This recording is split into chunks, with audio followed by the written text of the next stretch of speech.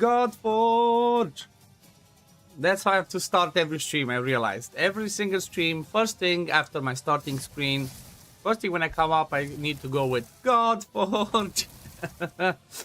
Good morning, day 3. Yep, extra early this time because I had to wake up at like, I woke up at 7 because my dad called me. Needed some help with something. So I just went to help him out. And that's why I'm so awake, right? So woke up at like 7:30, went helped him, then came back, brought my mom over. So I said, you know what, we're awake. Let's get streaming. Let's see what the patch is all about. And just grinding a little bit. In the meantime, I did the update. If people didn't realize there was a patch, pretty much the update means I think we have to re-download almost everything. So if you see that there's a big download, is because of that, right? Been trying to farm, but it is a bit quirky. It seems sometimes I'm losing, sometimes I'm not. I'm just trying to farm a ton because I'm trying to get to 8,000 summons. Or mortal stones, that is, right? I have I'm at 800 almost. Right? I want to get to that 1,000. 795 to be more precise. I want to get to 1,000 so that I can, you know, do a video on pulling 1,000 mortal ether stones. It's not as reliable. There's been some good stuff because of the patch. This has been unlocked. So, for example, I have to clear some of those rifts. So I guess because I want to do that, let's just farm some of this. The only problem is with this one. Well, actually, no, let me just farm the one that I know it's easier and guaranteed. And I'm gonna need for Machao, maybe more Ascension. Yep, I'm gonna need some of the medium ones, I think. So I think I'm just gonna go and farm a little bit of Unone. Which, it's funny, I'm almost at the max. I impressed myself pretty much. Just pull Sizzin. Thoughts on him? Sizzin is amazing. I rated him S tier, one of the best in the game. Really good damage dealer, has AoE abilities on every single one of his abilities, right? His basic ability is AoE, his core ability is AoE, his ultimate is AoE, aka, you know, attacks all enemies, so he's a really strong one. Plus, at the same time, he also brings, what's it called? He also brings damage over time, right? He also brings debuffs, so that's really good. Just noticed Rob Rice and then also Anthony Hadfield. Thank you for the subs on YouTube. I'm not sure if you if people are here, but I appreciate the subs on YouTube. Every single sub helps me, especially, you know, especially if you care about my content. Subbing is the best way to, you know, keep up with me posting stuff and being online. So I appreciate it. Costs you nothing, helps me a ton. Same thing if you're watching on Twitch, just drop a follow. It's free, and I appreciate it. Would I rate him above Wukong? They do different things. I would rate him around the same place, but I guess for the sake of campaign, maybe he is a little bit, not by a lot, maybe he's a little bit above Wukong. Because of the fact that, again, he brings all AoEs. Wukong has the really powerful joint attack. That's one thing I noticed, right? I did not, you know, I didn't play with a ton of heroes, but I played with Wukong a lot since he was one of my first ones that I built. I like the fact that Wukong seems really strong, but not busted. Like, Wukong's ultimate and core abilities, they do not do, like, the highest amount of damage. They don't do a ton of damage. However, Wukong's basic ability from doing all those joint attacks from his passive is extremely good, right? He's so powerful. So I think Wukong's definitely really good. More, you know, he seems pretty balanced. He's not too broken. He's just balanced enough because of the fact that, again, core and ultimate don't do insane amount of damage, but the basic ability with the right build does really good damage. He does not match well with your Loki. Oh, who does not match well with your Loki, Sizzin? I mean, here's the thing. He does, if you think about the fact that Sizzin does AoE hits. But the way the sleep works, this is something that Adam made me realize. Shout out to Adventures of Adam. when we were building my tier list, right, he was on stream with me, helped me out to give some input. He made me realize the fact that sleep works differently in this game than we're used to, for example, from Raid. Because in Raid, the way the sleep works in Raid is if you have a 3-turn sleep but you hit him once, he just straight up wakes up, right? The person wakes up. However, in Godforge, if he has the 3-turn sleep and you do a hit, right? Let's say single target AoE, they only get one tick, so to speak, reduced, right? You don't completely wake him up, you only have reduced it by 1 turn. And the cool thing about sleep is, sleep makes, if an enemy is under sleep, right, and you do damage to it, that person takes 30% more damage, which is a lot. So I think that's why Loki is ultra powerful now. You want to fully book your system, but it costs you 17 million gold. Oh boy, yeah, that's a lot. They are aware of the gold situation, and I'm pretty sure they're gonna work on it. Fully book season, and soon we'll make him 6-star just to try him, but for now I can't use him with Loki since I need to control the waves in campaign. Again, you still keep that sleep on them, it just works a little bit differently than we would expect. But I think it would be bad to use them both, only asking since I fully booked some Wukong. It's not necessarily bad to use them both, depends what you need, right? Because, for example, in dungeons, as you can see, I have 2 damage dealers. I have 2 Slayers in Wukong and Ma Chao. So, because of that, it's pretty useful to actually... I kind of like really need 2 damage dealers. And after that, you see I have a control hero, I have a defender, and I have Isol for turn meter boost and healing. So, most of the time, you really want 2 defenders or... two damage dealers, or you want a damage dealer, somebody that brings defense penalty. That's kind of like the way you have to think. Gold and silver is an issue in every game. That's true. I mean, as long as it has a decent amount or a decent way to be able to farm it, I think that's okay. Currently, I don't think it's extremely unbalanced. Because here's the thing that a lot of people maybe don't realize. Beta is supposed to sort of like mirror the way that the actual game's gonna look once it goes global, once we play. And I feel it's a pretty balanced way between your progression, obtaining stuff and whatnot. Because if everything's too easy, then that's not good either, right? If you can push and upgrade everything to easy and have resources easily, you get bored easily because you beat everything and there's no content.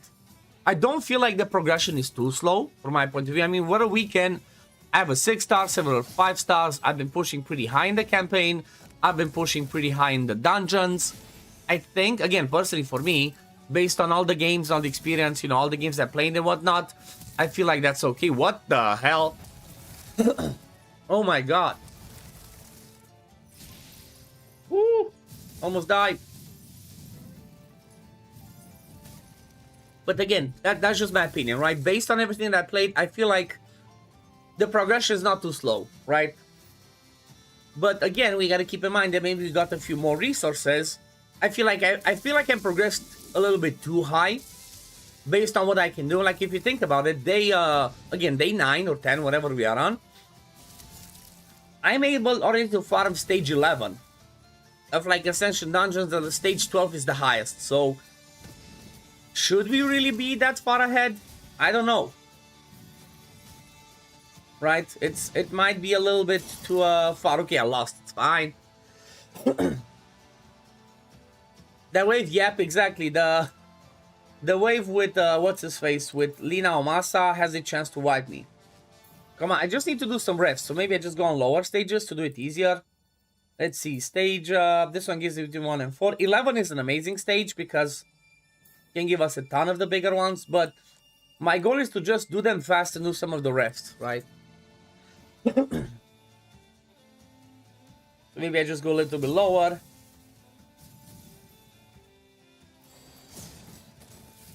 I need to have Lina Omasa one-shot this, but maybe once he's 6-star.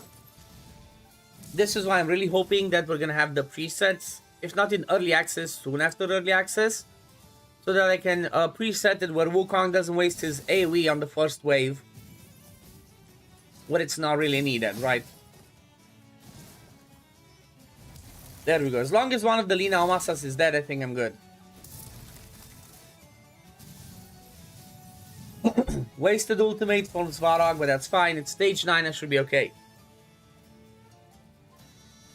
We got a lot of summons, lots of free stuff, if you noticed, right from the patch.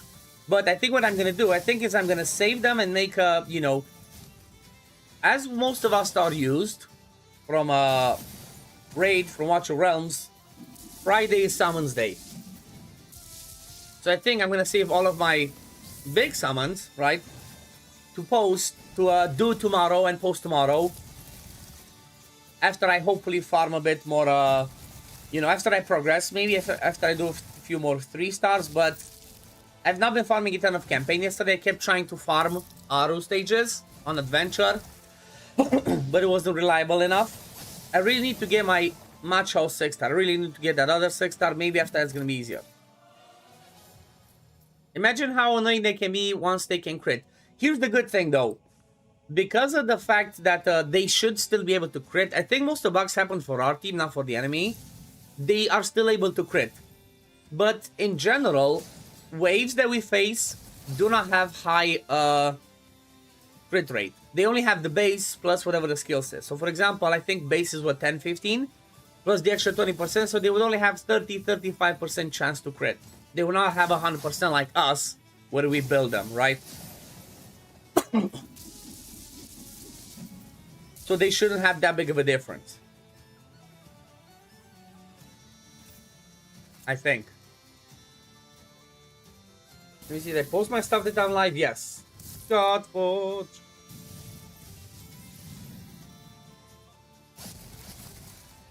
Another thing I really hope they do, this is something I hope they do for early access, not for, or like, you know, whenever they go global, as soon as possible.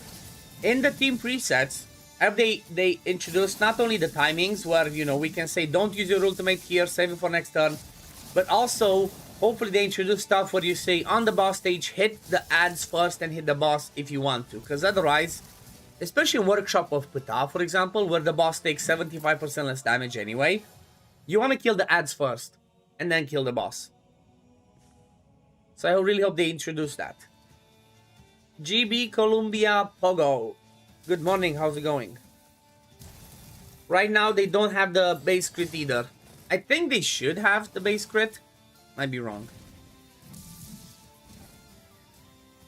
But yeah, I really hope the team presets, that's my #1 most wanted feature in this game.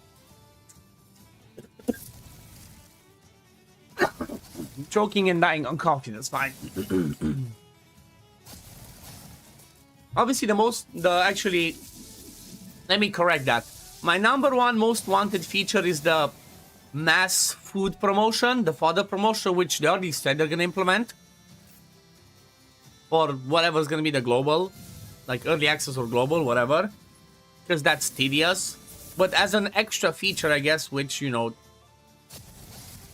apart from the ones that we know they're gonna be implemented, I really want to have those team presets. I feel like that's gonna be such a game changer as and I feel like it's mandatory, right? I feel like it's one of those things that you really need to have in order to make the gameplay more fun, in order to make the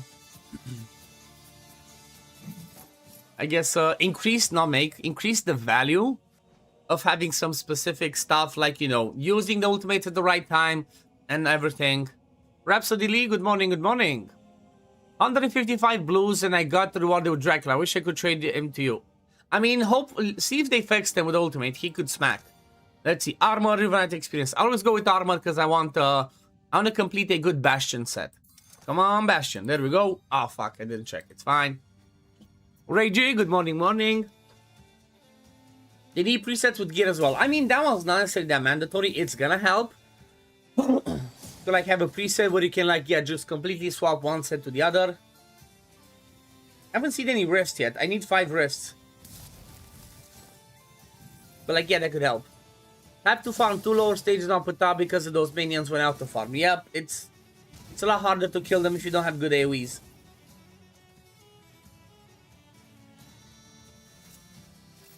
I haven't checked on my PC how it works after the update. I just straight up, you know, prepared my laptop so I can go live just to be sure, since I was awake this early. But hopefully they fix the freeze, which maybe they didn't, but have to see.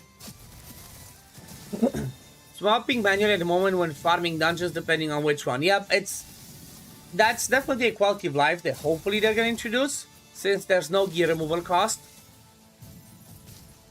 But like, yeah, you know, it's gonna be tedious in a way for people that don't like to do that. But I personally believe that they found an amazing way to kind of like balance it, and that's by having the attunement, right? Because you can manually do it, but if you decide to get that extra level of stats by attuning, then every time you want to swap them, you lose the attunement bonus, therefore you lose gold. So I feel like that's a good way to, you know, be like, okay, you can swap them if you want, but if you decide to attune them, you lose the gold and you have to attune again. So I feel like that's a good enough balance where it does allow us to have the preset, right, and swap as much as we want, but it's at our own risk. And that way, you know, as the account progresses, it gives us more and more reason to not keep swapping, but trying to build more heroes, where you don't want to always break the attunement, right? If I tune specifically a build on somebody, I want to keep it there because it gives me the extra stats and whatnot. Was running some hacks all overnight. Last battle has reached 39,833 turns. Oh my god. Did you have a defender stay alive and keep fighting the hack? I approve of the tune system, exactly.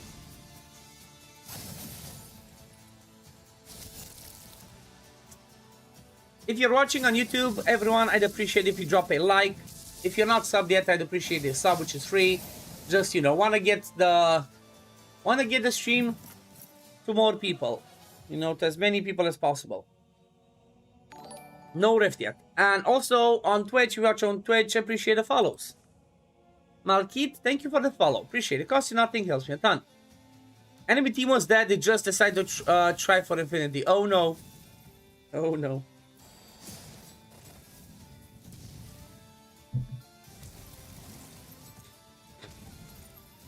You're first to like this one. I appreciate the Rhapsody. Legend, thank you. Hey, speaking of rifts, come on. 5 more. Been enjoying Tristan and Esol with the Sun Wukong so far. Thinking of using Season instead of your Ramses. 100%. I would 100% use Season instead of Ramses, because obviously Season is better with more AoEs. And the stun bug happens to me if the game's running for too long. Yeah. It's, again, it's a beta. Lots of quirks that still need to be worked on.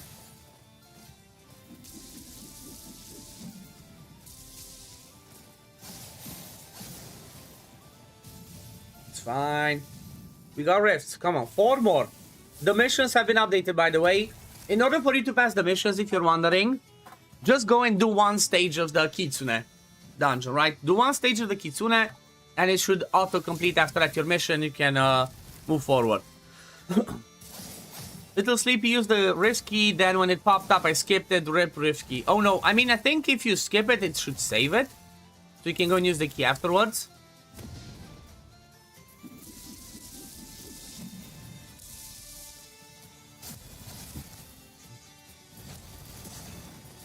I love Lee Now Masa, he's so fun to play with. Usually now running dungeons overnight as they bug a lot for me. Yeah, I've not been doing that myself either. I'm just farming whatever I can a little bit during the day on my phone, on laptop, and then go from there. Then still use your Ramses. He hits like, there we go, all the rifts. Come on. Still use, he hits like 40-45k on bosses with A1. I mean, if you already have him built, obviously keep using him. I would say like this. If your Ramses or whoever's your starter, if he's already built to like level 50 or 60, and you already have another Slayer at level 50 or 60, I would say don't build a 3rd one. Try focusing on building a control hero like a Disruptor or a healer or defender. Like for example, after I get my Machao to 6-star, I'm gonna stop at 6-starring my Slayers, right? I'm just gonna keep those 2, then I'm gonna 6-star my Svarog, then I'm gonna maybe 6-star my Isolde, unless I get somebody that's a better speed booster, healer, like, you know, if I get a Quetzalcoatl, then I'm gonna retire Isolde, otherwise I keep her. Then I 6-star maybe my Ran, and then after that I go take level 40s or 50s for whatever challenges I need, right? If I need to boost somebody for some dungeons, if I need to boost somebody for the more 3-starring at the campaigns, based on that, that's what I'm gonna do. I feel like having 2 Slayers, right, 2 damage dealers built is plenty. for starters.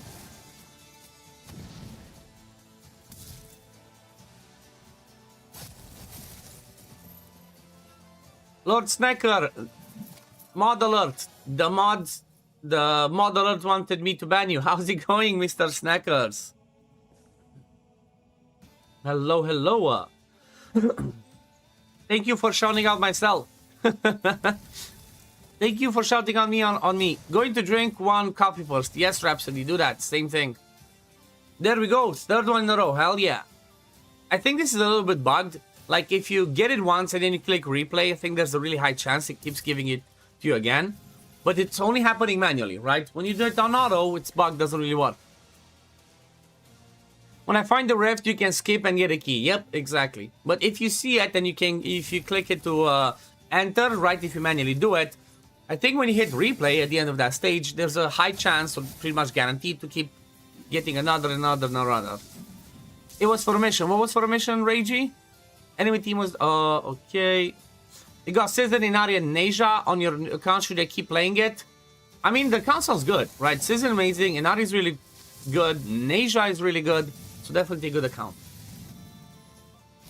Farhad says using Ramses and Scissor and Inari together. Okay, yeah, that's a good combo, because here's the thing. Inari is a, kind of like, can be a damage dealer, but she brings the increased speed and another buff. I don't remember which it was, but she can be pretty good. Susie said if you run one at a time and click use rift key, a rift will always open. I mean, if you already have rift keys, obviously it uses the rift keys, but if one pops up, I think it just keeps going in that loop. I guess this is the third in a row. Let's see. Will the fourth one give me another one or not? I keep not getting the higher ones though, that's funny. Do you know if Mokosh is bugged? Your dungeon runs, it says that she does almost as much damage as your Sun Wukong. Not really. She might be doing a lot of damage if she has AoEs. Depends on the builds. Howdy, old friend.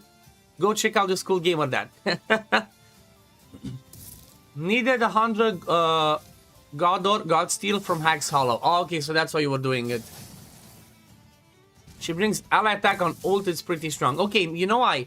Maybe the way that it counts at the end is when she does an ally attack, right? When she does the joint attack, maybe the damage dealt by the joint attack might count as her damage, so maybe that's why she appears as doing more damage than Sun Wukong.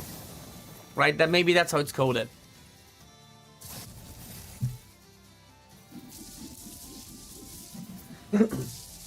But again, I'm not 100% sure because I am not a dev.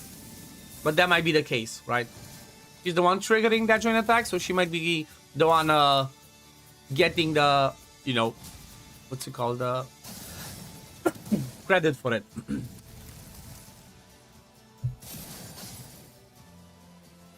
Okay, this time didn't pop a rift, right? See, this time we didn't get a rift.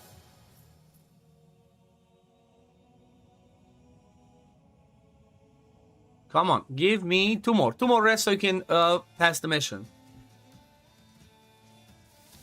Her A1 is strong, 2 if you utilize with ally attack, as she can keep using it over and over again sometimes. Okay.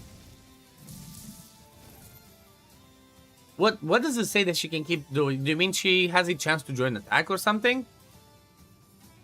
Or does she do good damage with it? I had to check her kit, because if I remember, I didn't rate Mokosh too highly.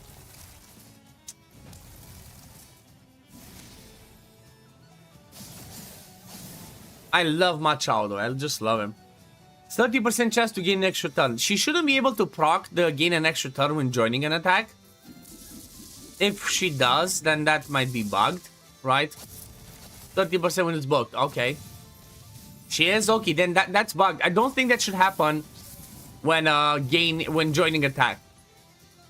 I think that extra turn should happen only when she does her basic and then has a chance to do her extra turn when it's her turn. If she procs it while joining attack, then I would report that as a bug, as it should not happen, right?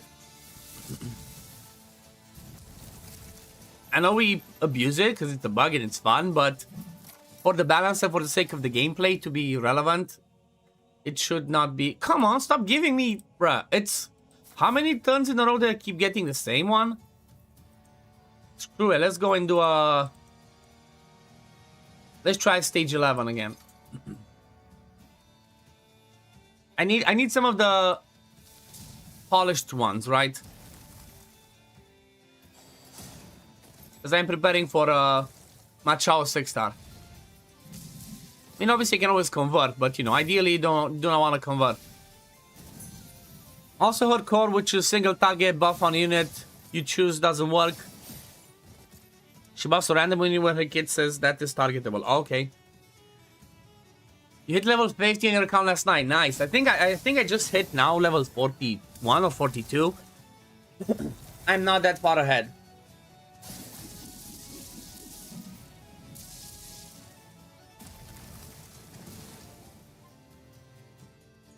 Use it a little on your account, but she falls off on adventure mode. She becomes a support with decent AoE damage. Okay, fair enough.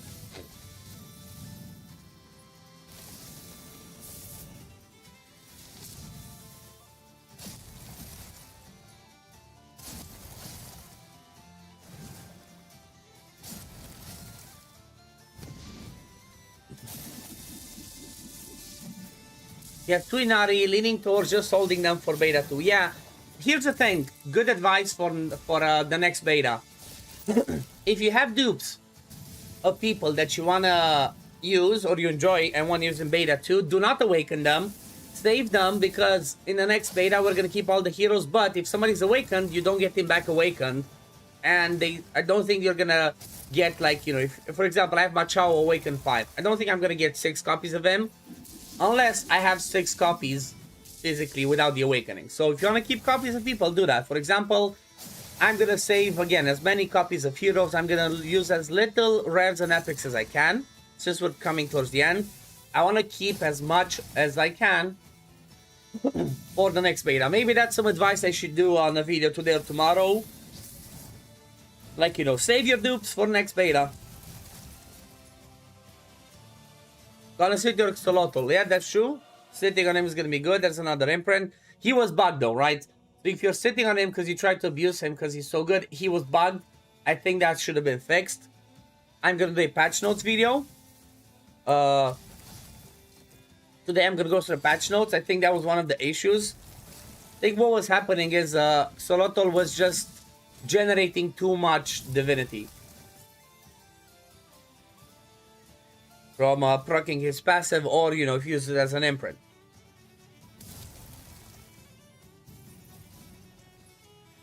Yeah, you read it so I don't have to. Exactly. Exactly, that's what I'm gonna do later. Sloppy the Sandman, aloha. How are you doing? Are our hero deleted after beta period? Yes. I mean, that's how betas work always. It's a beta for a reason. It's a testing ground.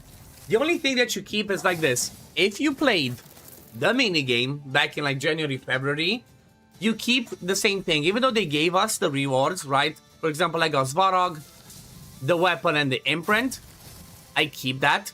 Still, I'm still gonna get that during early access when the game goes global. And then the other thing that we keep, which most of the people are like, well, why should I be playing? What's the point? Every token of valor that you earn by pushing campaign, by farming, by whatever, is saved, right? The token of valor is the currency that's saved. That's gonna have its own special shop when the game goes global, where we can purchase stuff based on amount of the you know, token of valor that we have. It's kind of like, you know, they implemented that, which is good, as a reason to be like, you know what, apart from giving you a few cosmetics, here's something to reward you for participating in our beta and giving feedback. Because you can understand both ways. You can understand the reasoning of, like, you know what, it's not fair for people that didn't play the beta, but then at the same time, it's not fair for people that play the beta to not get any benefit of, you know, from playing it. So token of valor is kept, everybody gets to use that, and that's gonna be you know, maybe there's some fun stuff. I'm sure there's gonna be some summons, maybe some rubies, some gold, so, you know, not all is lost. What token? Please explain, I'm confused. Okay, let me just show you at the end of this fight. We'll go ham in that shop. Exactly, this one, see? Token of valor. You get this every time you farm a stage, every time you beat the stage for the first time you get more of it. This token of valor, this is currency that you keep generating every time you do fights. And this is what you're gonna keep. When the game goes global, you will have this. However much you had, let me show you, for example, how much I have. You can check it in your bag. right? If you go in your bag over here, then you go at this one. See, I have 35,440 token of valor. 438 to be more precise. This is the currency that will carry over for me in the early access. So when the game goes global, everybody can play and nothing's going to be wiped after that. So this one stays there, and this is going to have its own special shop. This, they kind of say like they might plan to bring this back. The shop might always be there. Token of Valor might come back again. In case they will try to do, even when the game is global, they might release some sort of like a beta testing server for new content so we can test it out. And anybody that does go and test that out, for the sake of, you know, seeing how good it is and then to try and implement it in the game, then can earn this again. So heroes are not deleted after beta 1, just awakens are reset. Exactly. Between beta 1 and beta 2, you keep the heroes, just not awakenings or anything else. But then for after beta 2, everything gets wiped apart from tokens of valor. And again, if you play the minigame, the minigame rewards stay there. In the sense that we got them for beta, but then we're still gonna get them for early access. Right? It's not gonna be like, oh, we got them for early access, we don't get them for, oh, we got them for beta, we're not gonna get them for early access anymore. Thanks for the explanation. No worry, Gidong. Gidong Linog. I hope I said your name right. Happy to explain. You have 7k more than me to give you perspective. That's not a big difference, right? Considering that I've been not farming a ton, farming decently, and you know, I'm much have more experience with the game and stuff. You did a pretty good job, Rhapsody. That's really good. Congrats. Okay, so I guess this one they completed it earlier. There we go. Cleared Omega Stage 10, the story campaign. Here's the thing. If you already did this and it's not auto-complete, then just go and do it on the run, right? It's not bugged. Or I guess it's slightly bugged. It's not retractive. Just go ahead here and just do the stage again. For example, let me just go with these two and easy clap. Check DMs after stream. Okay, let me check it now to see. I'm gonna check it now.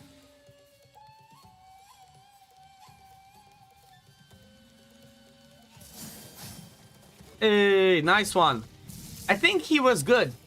I think he was good, Acery. I think I rated him good. But like, yeah, like you said in the DMs, Acery pulled a Tlaloc and she was like, let's go to a certain website to check it out. For people that do not know and people that are interested in, you know, some more information for Godforge, there's always my YouTube channel if you're not watching from YouTube. There's, you know, if you want to sign up and you haven't played it, use my link. It kind of helps them see that, like, people like me and use my code. And then thirdly, remember I have a website, right? On my website, I have, you know, all the heroes there. I have hero pages which are not done because it's impossible to get 200 people to have the pages set with, you know, what weapons to put on them, what gear and whatnot. That's what I'm going to plan to do for when the game goes global. But then there's tier lists. If you want to see tier lists, if you're wondering who you should build, go check it out. I have legendaries, epics, and rare tier lists on my website. And I hope that's really helpful. Clear on 1, stage 4, Ascension Dungeon. Okay, let's do it, even though I already beat it. I wonder if it... Let's see, does it count if I do a higher stage? Just for the sake of testing. If it doesn't, I might give the feedback of, can you make it stage 4 or higher? I have him at 8 here, so that's pretty good. Created a random account after yesterday's free shards, pulled Wukong, Loki, and some nice epics, Chipetotek, Pandora, Emote, Polunica. That sounds amazing. Like, every single hero you wrote there is awesome. I think every single one of those is S tier. Maybe just Pandora I might have put in A tier, but I think she should be S tier because she brings some good control. And yeah, synergy is nice. Just put a copy of my boy Mama so we'll save and not awaken. Yep. I'm gonna save as many copies as I can. Oh my god, am I gonna die? Fuck off. Like, yeah, any other copies of Machao that I'm gonna pull, I'm gonna save. Because I want to make sure that during beta 2, I can awaken him 5 instantly. He's gonna be my first 6-star in beta 2. Because he's amazing, right? He's an amazing damage dealer. He's eternal, so that's good. Just got 2 legendary wood splitter weapons in a 10 pool. Nice. I've not forged a single legendary weapon yet. Right, my luck has not been there. Not even one yet. So, yeah. I think this one's a loss, though. Unless Daddy Svarog came to his ultimate fast enough. Nope, okay, it's a loss, it's fine. It's fine. I wanted to create another account to get more summons and test other heroes, but sadly I'm not able to receive the activation email. Oh no. Really? It was an activation email? When I create the account, I just registered with a new email and it just registered and that's it.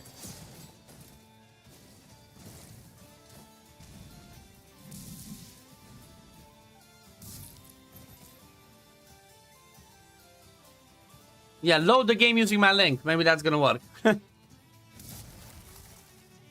Rhapsody, did you make sure you still signed up? Even after creating an account? Because here's the thing. If you don't sign up, you're gonna miss out on, you know, getting... If there's gonna be any free resources sent to your email by participating in these, you're not gonna get them, right? There's gonna be some stuff that's gonna come through email, so...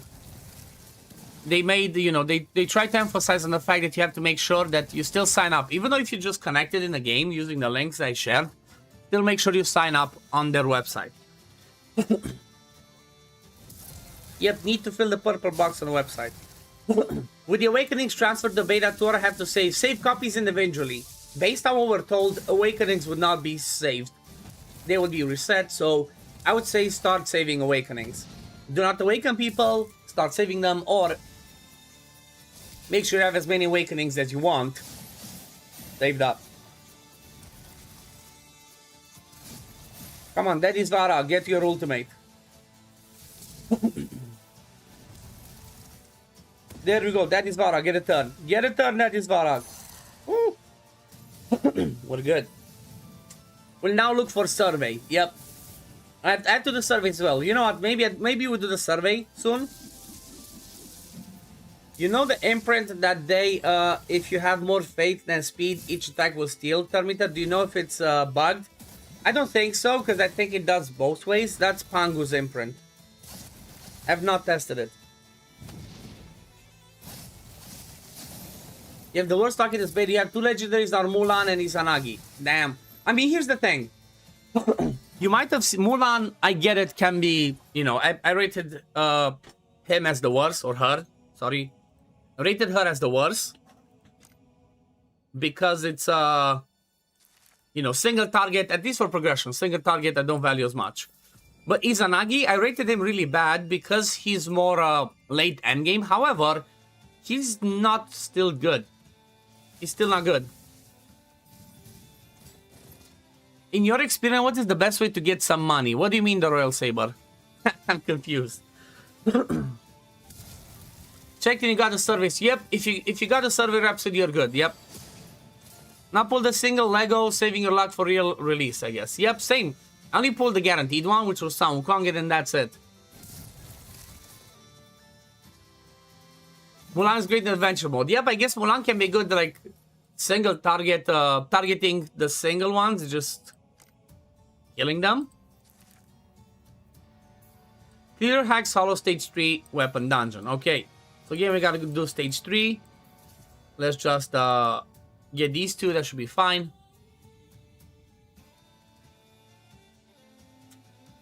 Again, I want to emphasize, if people are wondering, if you see my tier list on my website, I specifically made a tier list either on the uniqueness of their kit or specifically if they bring good utility for progressing, right? For progression. I didn't specifically try and rate somebody like, oh, they're going to be good for boss fights or whatever. Okay, it seems like Wukong just bugged it. So my tier lists are specifically on who brings some sort of utility for progression, right? It's not judging on fully awakenings for everything. It's not judging on full gameplay because we don't know everything, right? I just read their kits and I saw like, okay, are they helpful for, bruh, this stage keeps bugging. So I cannot do the mission because it just keeps stopping over here. Because Wukong proxies immortality and bugs it out. From one bug to the other. Last thing you posted in general Discord was your polls. Can I take a look? Yep. One sec. Let's see. Let's see what did Rhapsody get. You pulled Ran, amazing. Machao, Mezu, okay. Decent Cleopatra, Ryujin. Ryujin can be interesting. Hanzo and Osiris. I know you like Ran and Machao, and I will build them next. Are any of the others worth investing in at this point? So, Mezu I wasn't that fussed about. Cleopatra, I don't think I rated her too high. Ryujin, I keep forgetting which ones. If Ryujin's the defender, he can bring some utility for survivability. If he's the damage dealer, he can be really strong. But let me check. I swear I keep confusing them. So, oh, Raijin. Oh, no, sorry. Ryujin. Ryujin's the epic. Ryujin's the epic. Let's double check his kit again. Ryujin is actually the epic. Eternal, okay. AoE attack with attack down. That's awesome. Ward on this hero for 2010 protect 2. Sounds awesome as a defender. And then ultimate AoE attack decreases the rank of debuff. Heal them if an ally has a debuff, place shield on. Okay, he sounds amazing. He sounds amazing. And then passive, when an ally under protect has the meter decrease, increase the divinity. When an ally under protect has the divinity, increase the meter. Okay, Ryujin is amazing. 100% build him as a defender. Can you make a section for the best damage dealers on your website? I mean, the easiest way to do it is just go on the... Here's the thing. It's really hard to be able to do that hand jab at this point, because it's not enough testing ground from my point of view. In 2 weeks of beta, there's not enough testing for me that I can do, right? And even for the community in general, I would have to be 24/7 on the... What's it called? I would have to be 24/7 on the testing to try and find out who's the best. Plus, everything's going to be changed. So, the best advice I can give you is just go and look at the tier list. If you pull some people, look at the tier list and just look at Slayers and Brawlers. If you see that they're S tier or A tier, that means they're going to be the best damage dealers, based again on checking their kit. Okay, let's see. Can I... Okay. Can I get past this? Okay, finally. So, if you encounter the bug, like you saw me encounter it, just manually kill Sun Wukong first, otherwise your stage is gonna be bugged. Right? So we're gonna get to the mission where it says, clear, whatever it said, just clear stage 3 of Hag's Hollow 3 times. On the second wave, you're gonna get bugged. So just do what I did, and, can I kill her straight up? No. Okay. Just do what I did. Kill Sun Wukong first, and then kill everything else. Because if you kill Sun Wukong, if you try to kill him, it just bugs out. Build those 3. Yep, definitely worth it. That's why say Mulan is great on adventure mode, as your account should be more evolved at that point with CC, etc. Just becomes a lot more valuable than early on. Exactly. Exactly. And that's like, you know, I hope it makes sense. That's why after making those tier lists, I specifically made a video on every single one of them, because I wanted to explain in all of those videos, I wanted to explain to people what I valued and what was the principle of me doing the tier list and me rating them. Because at the end of the day, I personally do not like to make tier lists just like that, right? Just S tier, A tier, whatever, because I don't think that's the best way to do it from my point of view. It's like, okay, I did them because people asked for it and it does help them a bit. The way that I like to make tier lists, and hopefully I can get that on my website sorted for when it goes global, but the way that I like to do tier lists and rate people is based on content. So I'm gonna have, hopefully for early access, I can get that with my web developer guy. I would like to have a tier list where it shows me campaign, Hag's Hollow, Workshop of Ptah, this, that, every single area being in like columns, and then here at the beginning. Because somebody, here's the thing, somebody might be the worst, like F tier and everything, but they might be S tier in Hag's Hollow, or they might be the, you know, worst in everything else, but they might be the best in campaign, or the best in Pantheon. I think that's the better way of actually doing a tier list. Again, from my point of view, not trying to bash any other tier list. It's just, that's how I think, that's how I prefer or try to do them. In your opinion, which legendary character is the most worth getting? I think depends. Okay, here's the thing. Because of the fact that I noticed that for damage dealers, the starters can be really good. Macho is an insane option. I think the most worth getting are gonna be your supports, right? Your defenders, your invokers. So, for example, I had a fantastic time playing with Svarog, right? I think Daddy Svarog is an ultra carry, right? So, I think Svarog is one of the top ones, or, you know, people like Quetzalcoatl. They can bring you healing, they can bring you boosting, stuff like that, right? Then, you know, Heimdall. 100% Heimdall is going to be an amazing option. So, anybody that I had rated, if you go and check my older videos, for like, go search like this on my YouTube. Top 10 legendaries from Godforge quests. You're going to see their support, and those are pretty much the ones that I value. I personally value supports more at the beginning of accounts, because damage dealers, you can get several types from several elements, rarities. But having a good support that's a legendary is a massive star, because most of the time, those supports can work at level 40 or level 50. You don't necessarily need to get them to 6-star.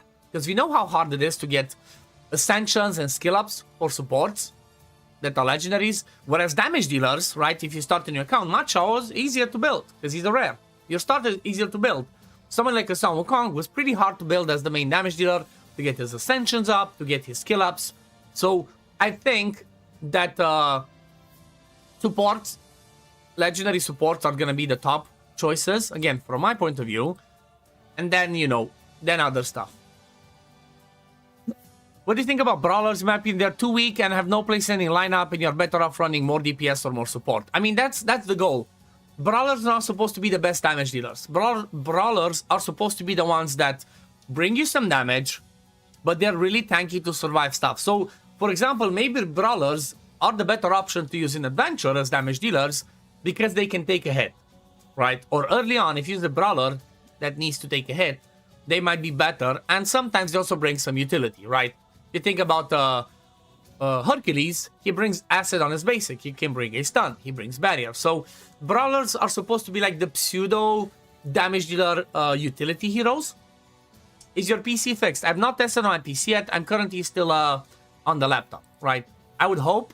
Maybe that would be nice. In my video yesterday, you saw that it worked fine for a second, but after that it started lagging again. So, unfortunately, not fixed. Attune an epic weapon to an epic hero. Oh boy, okay, let's see. Epic weapon, epic hero. Okay, that one's attuned. Who's an epic hero that I might use? Okay, not Frecky, Achilles. Squeak? Why is she squeaking? Hibiko. I guess I don't think there's anybody I see I might use right now. Maybe let me just... Oh yeah, let me see if I have an epic that's wisdom. Okay, oh wait, this doesn't work. We have no affinity filters. Okay, any epic that's wisdom. Nope. Lots of Eternals. You know what, I like Achilles. Let me just put something on him. A random epic weapon. Maybe something that makes sense. Brawlers bring support and damage. Yep, some of them are very useful kits. Exactly, Grendel is a brawler, and I think he's amazing. He can bring good damage. He can bring execute. He can bring other stuff. Okay, let's see. Any accuracy type stuff. You know, this might be good on him. I need one with accuracy, though. To see my lamb bleeds. Or if I get one with crit rate. HP and crit rate. Let's go with this one. Oh wait, shit. I need to do it to somebody that's ascended 4. I almost did a mistake. Okay, so I guess the best way to do it is just to remove and then attune it again. Yep, remove and then equip and then attune it. There we go. Does that work? Did I cheese it? Nope, it didn't work. Attune an epic... Oh shit, I'm such an idiot. It's an epic weapon on epic hero. Duh.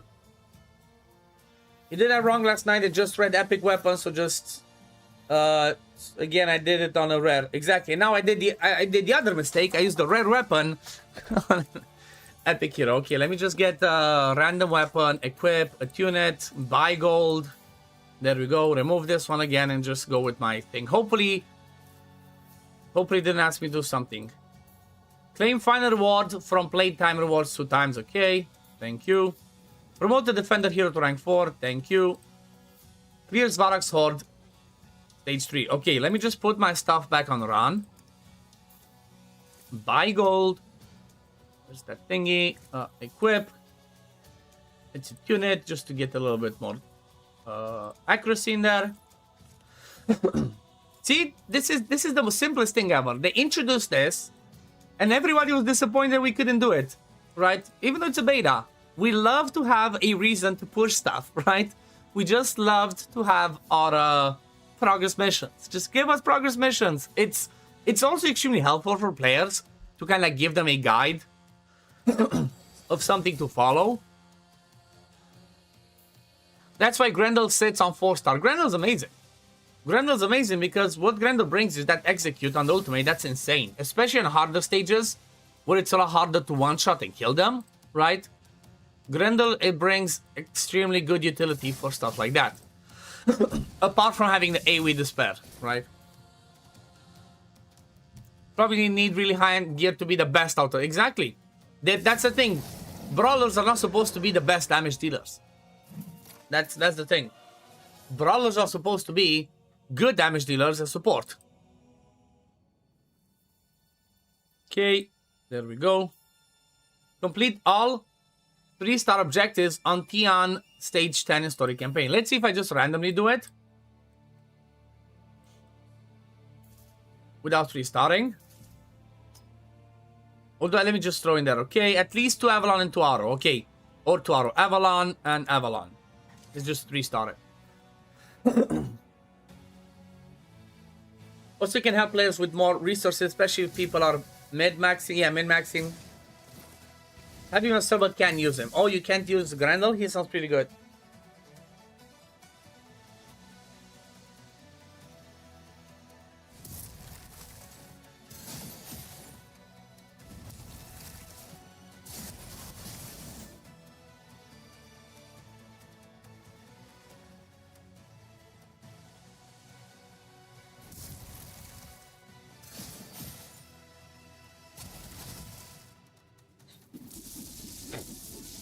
Bye, Pangu.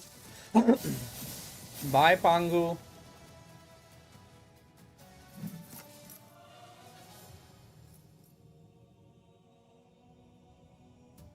Okay.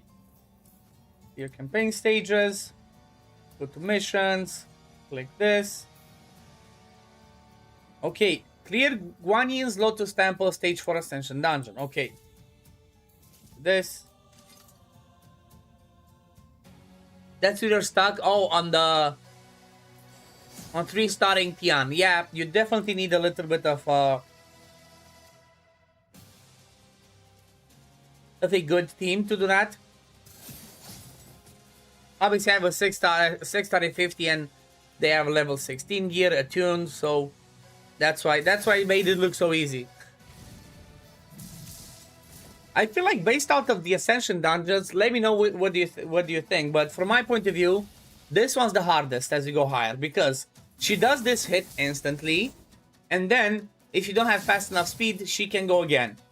So if you have people that are too squishy on higher stages, she just one-shot stuff. Like for example, if I try to do stage 11, she just one-shots my Machao. Just breeze through it. Nice. Okay, let's see. Promote heroes to level 40. Upgrade the rare hero's abilities 3 times. Okay, let me see. Any rare hero that I don't have stuff leveled up. Okay, she does. Maybe Hippolyta, because she might come in clutch. Okay, she's already leveled up. Okay, okay, let me look at Olympus. Maybe. If I have another Olympus that's also Invoker, I would want to use that. So somebody like a Muse. 1, 2. I'm doing this manually because for some reason the game doesn't recognize if you do a slider and max upgraded, it recognizes it's only at upgraded ones. So that's why you see I'm doing 1 by 1. Let's see, did it work?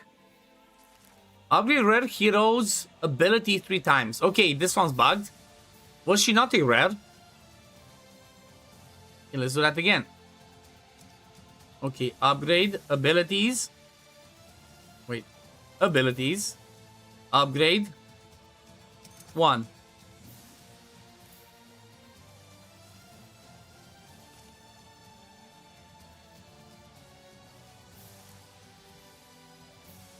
Okay, I think this one's bugged again. Yep, okay, so another bugged one. So if you guys see this, don't worry, it's not just you, it's everyone. It's bugged. Fine. Xantes, thank you for letting me know that. At least we know, right? At least we know. Yay, free stuff. It's not bugged. What do you mean it's not bugged? It's bugged for me. I just tried. Do I have to do something else? Just do a campaign battle and the mission will be passed. Oh, okay. That's good to know. You have to do it 3 times. It says 0 out of 1.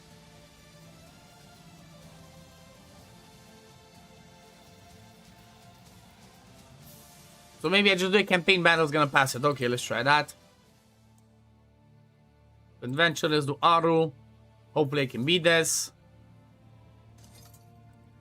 Are they going to be doing a full wipe on accounts between betas? No, so from beta 1 to beta 2, it's not full wipe. We still keep all of our heroes. Just not the awakenings. But after the beta and to global or early access, yes, it's gonna be wiped. We don't keep anything from the heroes, gear, whatever. The only thing we keep is the token of valor that we gain. And also, if you play the minigame, you're still gonna get the minigame rewards in global. You tried 3 at a time. I'm gonna try that after this stage. Somebody said if I do campaign, it just passes. Think that one will compete if we do dungeon campaign. Oh, okay, so it's just one of those that gets auto completed. Thank you. What are tokens of valor? That's a currency that you get every time you beat a stage. Every time you, you know, pretty much every time you beat a stage. If you already beat the stage for the first time, you get a smaller amount. But every time you beat a new stage for the first time, gives you a bigger chunk. I'm gonna show you at the end of this one. Oh yeah, like Rhapsody's said, then you get some cosmetics. Like for example, you saw the thing that appears at an avatar and whatever. Obviously, they cannot give too many summons or too many heroes and whatnot, because it's not gonna be fair for people that did not play the beta if we get too much stuff. And like, you know, kind of get it. We have to try and have a balance with this whole thing. But I'm pretty sure that the shop from the Token of Valor, I just did that and it came in after I did another battle. Okay, Wombat King, thank you for letting me know. Okay, so you do a battle complete. So this is the Token of Valor, right? Every time you beat a stage, you get Token of Valor. If you beat it for the first time, it gives you a bigger chunk. Like for example, if I beat an adventure stage, it gives me 300. Every time I repeat it, it gives me 2. If I beat a dungeon for the first time, I don't remember how much it gives me, but I did the dungeon stages again, gave me 4 of them. These ones are going to be used once the game goes in early access, which is pretty much global release. Anybody can play, no wipe. There's going to be a special shop that will use Token of Valor. This Token of Valor, we're going to buy stuff from there. That stuff, we don't know what the shop is going to have, but I assume it's going to have maybe some summons, maybe some gold, some rubies. It's not going to be a ton of insanity, but there's going to be a few useful things that we can get. So they implemented this so it doesn't feel like, you know, we play the beta and there's no reason. What's the point of us playing the beta if we don't keep anything? We keep this apart from just the cosmetics. You update the game now, it's downloading a full game again. Yep, that's how it does, yeah. Perfect time for an ad. Did you understand it, though, Xantes? I'm sorry. Just scroll back, Xantes. Scroll back and it should allow Rich Silver on an arena. Hey, Rich Silver. Talk to a few CCs on the stream regarding the creation of new heroes. Seems like we're good on the fact that Godforge has enough heroes for now and time to focus all resources in development for the core. 100%. I think I agree, Bubbles Discord. So I think the amount that they have now is okay. And I think the way that they're planning to do it is to maybe release maybe between 1 and 5 heroes a month or something like that through special events and stuff like that, just to have a little bit of something. So that might be something they do and not push that hard for heroes anymore. But definitely, you know, they really need to work on optimization and finding a kid. By the way, if you guys have not seen it, I feel like there was a really good video by M's RNG a fellow book club content creator, like the beautiful Ragewood that was in chat. She released a really good video, even though I'm completely not an art person, but she had a fantastic video talking about why so many people say they hate the game, they hate the graphics, they just cannot understand what's about it, they just don't like it. And I think M did a fantastic video on that. So if you haven't seen it, go check out M's RNG video. I think that's a really good watch because, you know, there might be some of you that are looking at it like, I love the game, but there's something about the graphics I cannot put my hand on. And I think she explained it pretty well. Back from the ad, really sorry. Again, what's the currency going to be used for? So, Xantes, the token of valor is going to be, there's going to be a special shop in-game once it goes global, right? Early access / global when we don't have wipes. There's going to be a shop where we're going to be able to buy stuff from that shop. We don't know what's going to be in that shop yet, but that's what this is going to be used for. I watched that, it was good. Yep, 100%. That video was really good from M. For those that haven't seen. Oh, let me see, Ragewood. That makes sense. That's what I was thinking it would be. Yep, it's specifically for that. Okay, so what was I doing? So pretty much loot a flawless piece of armor from campaign or dungeon. This might take a bit because flawless is the legendary one, right? The one that we call legendary.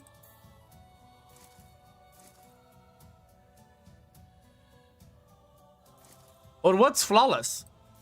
Okay, this is something that's gonna be a post a link in chat doesn't appear on your thing though. Weird. Oh, I think it's because try to post it on Twitch or let me get the link and post it. Let me get the link to M's video and post it because I definitely believe it deserves a watch and I'm always happy to share the love. Let me just grab the link myself and post it. And while you're there, just make sure you drop M a, you know what, drop her a sub, show her some love and support. And if you want, just say, OddOne sent me here, right? OddOneGaming sent me here. And while you're at it, I guess while you're at it and we're sharing YouTube stuff, let's go check Ragewood's summons video. And while you're on Ragewood's YouTube, drop him a sub as well. Because why not? Just craft a legendary Aten weapon. Looks awesome for Dracula. Yep. Aten looks amazing for any type of... what's it called? Any type of damage over time hero. The one that looks like a pearl. No, but here's the thing. So this one is the perfect Rivenite. But it says a flawless. This is what doesn't make sense. So... what's a flawless armor piece? Flawless piece of armor from campaign or dungeon. There's nowhere that it says flawless to me. Okay, there we go. Flawless chainmail. Crude chainmail. Flawless chainmail. Flawless. Is that the 4-star? Maybe that's what it is. Okay, so flawless is the 4-star. Got it. See, we clarified it. Flawless is anything that's a 4-star. Which I have quite a few of. So 4-star is flawless, which means if you're farming adventure, that's the easiest part to try and get that, right? Any piece of or any dungeon, honestly. You know, just to be safe, let's go and do a because I think we need to do a workshop of Pata or Svarog Sword. Let's do a Svarog Sword.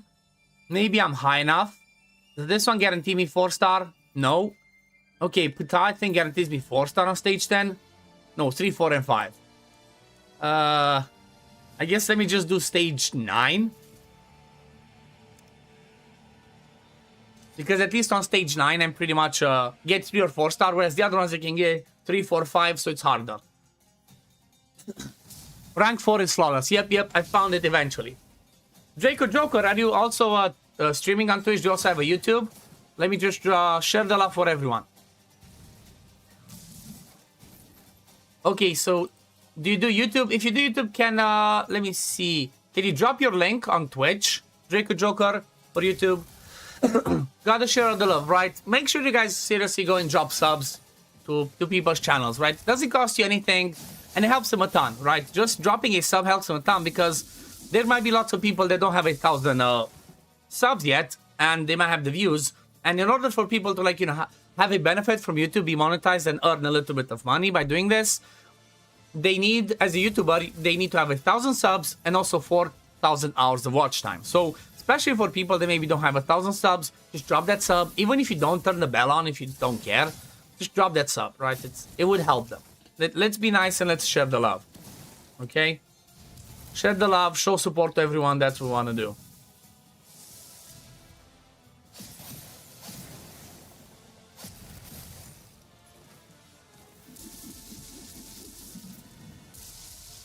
Okay, Simon just shared about the weird bug about upgrading the red hero ability.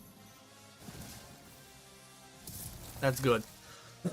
I just realized something with this, which I think is what I should do. So, another tip, another piece of advice for Workshop of Ptah.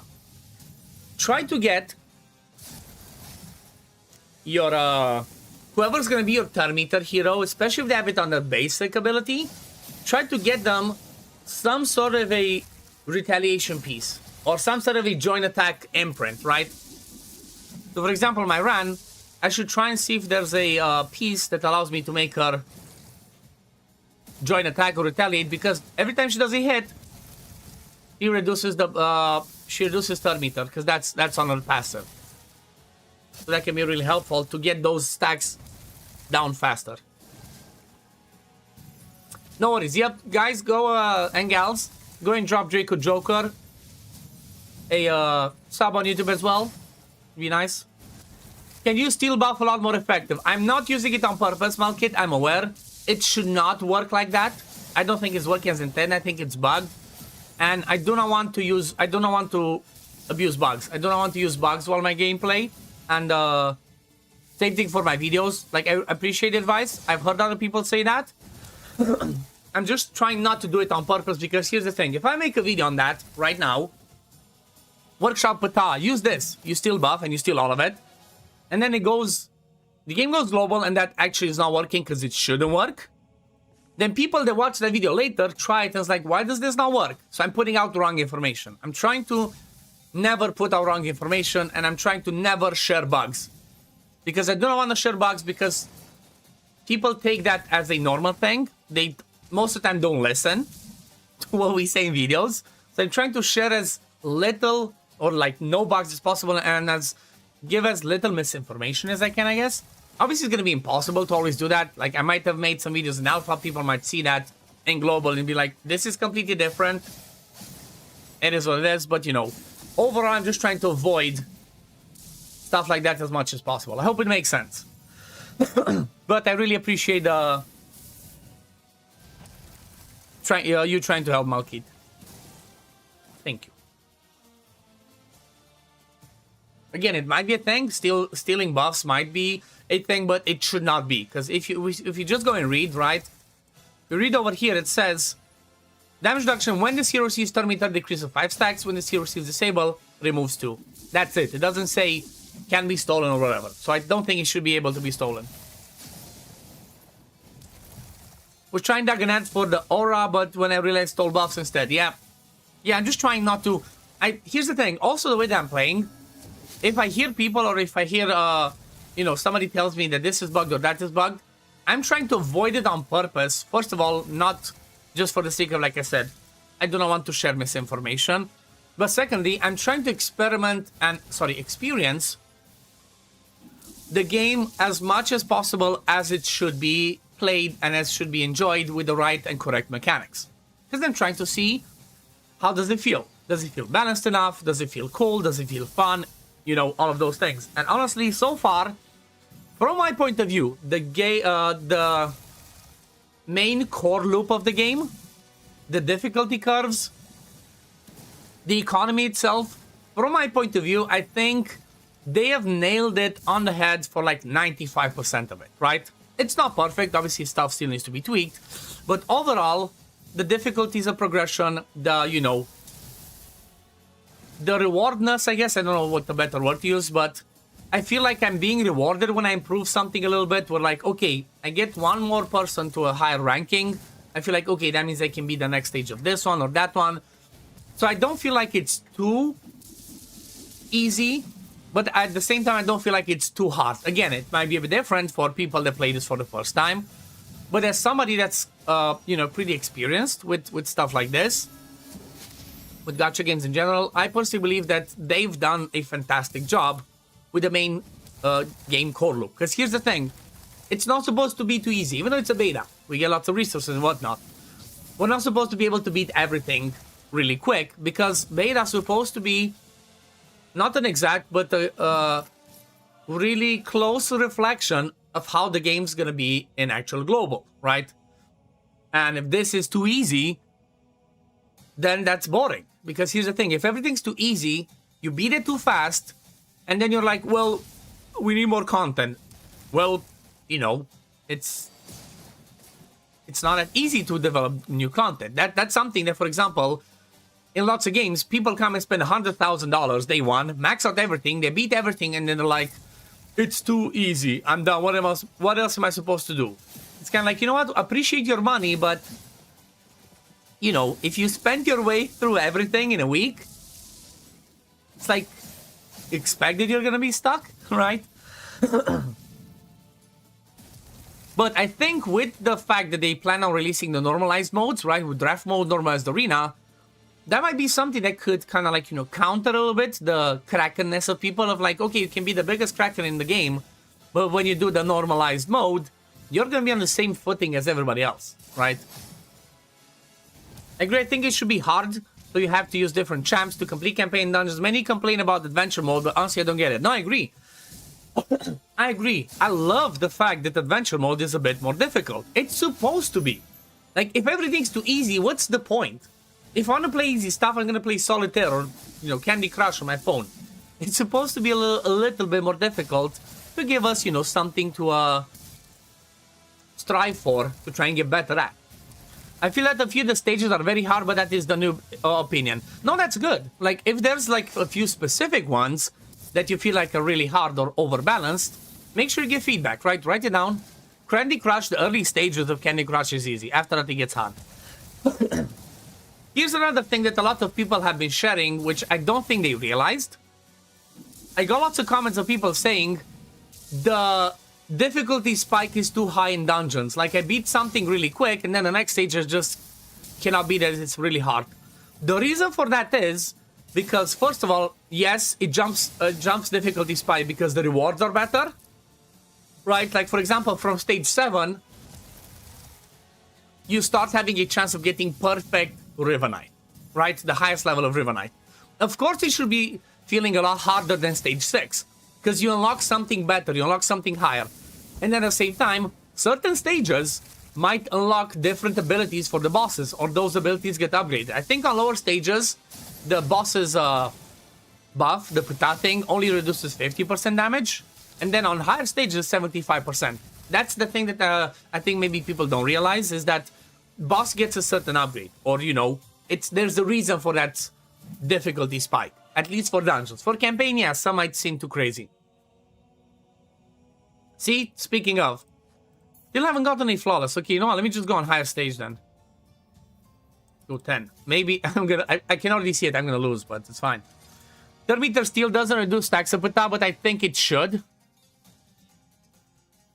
Maybe it shouldn't, right? Because if you think about it, it just says Thermeter Reduction.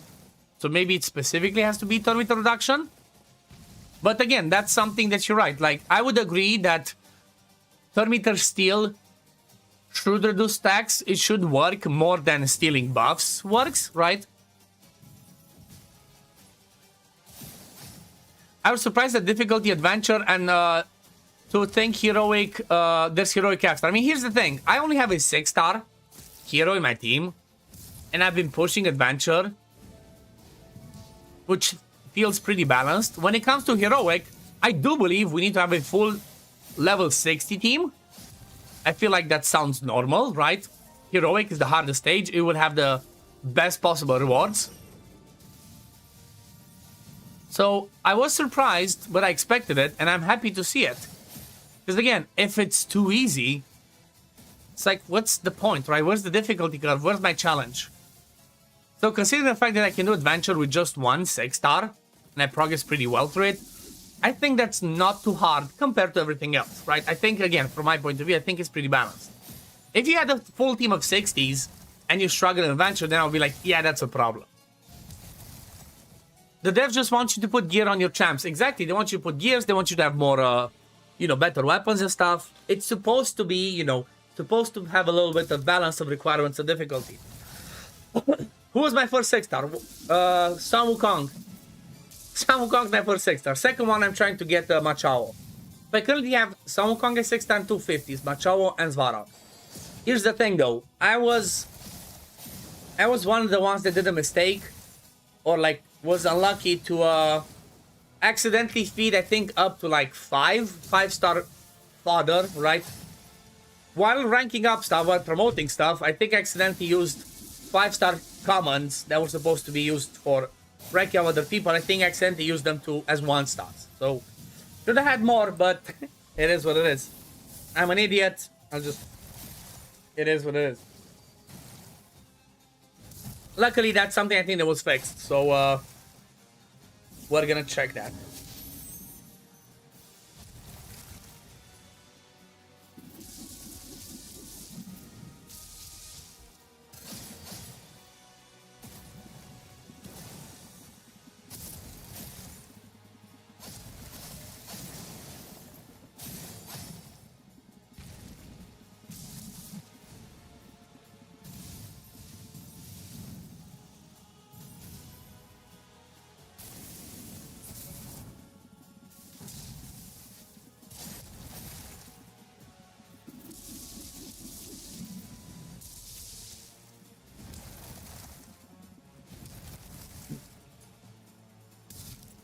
Come on, give me that 4-star. You got 3 legendaries. Odin, Izanami, and Lamashtu. Are they good? Odin's amazing. Izanami can be really good. Lamashtu, I'm not sure again, can be good. Everyone did that. Yep. We all did a mistake. The new system is much worse in your opinion. A lot more clicks required. Oh, really? What do you mean? Can decide who to 6-star first. I got Shamash and Heimdall. I'm thinking Shamash. I would say no. Xantis, from my point of view, your first 6-star should always be your damage dealer. So Xantis, 100% your first 6-star should be your damage dealer. If you have Machao, go with Machao. If not, if you have good epic or your starter, that's my opinion. Damage dealer, always the first 6-star. Oh, come on. Because that's the most useful one you would need. It will only serve spirits. You have to manually put in food champs. Okay. Can you not click on the left side? I mean, hopefully that's one of the things they fix. Maybe even for beta 2, they might introduce the mass promotion. That would be nice. Hey, let's do a rift while we're at it. I guess instead of having the mistake, I'm okay with manually inserting stuff. I've lost enough 5-stars where I'm okay with that.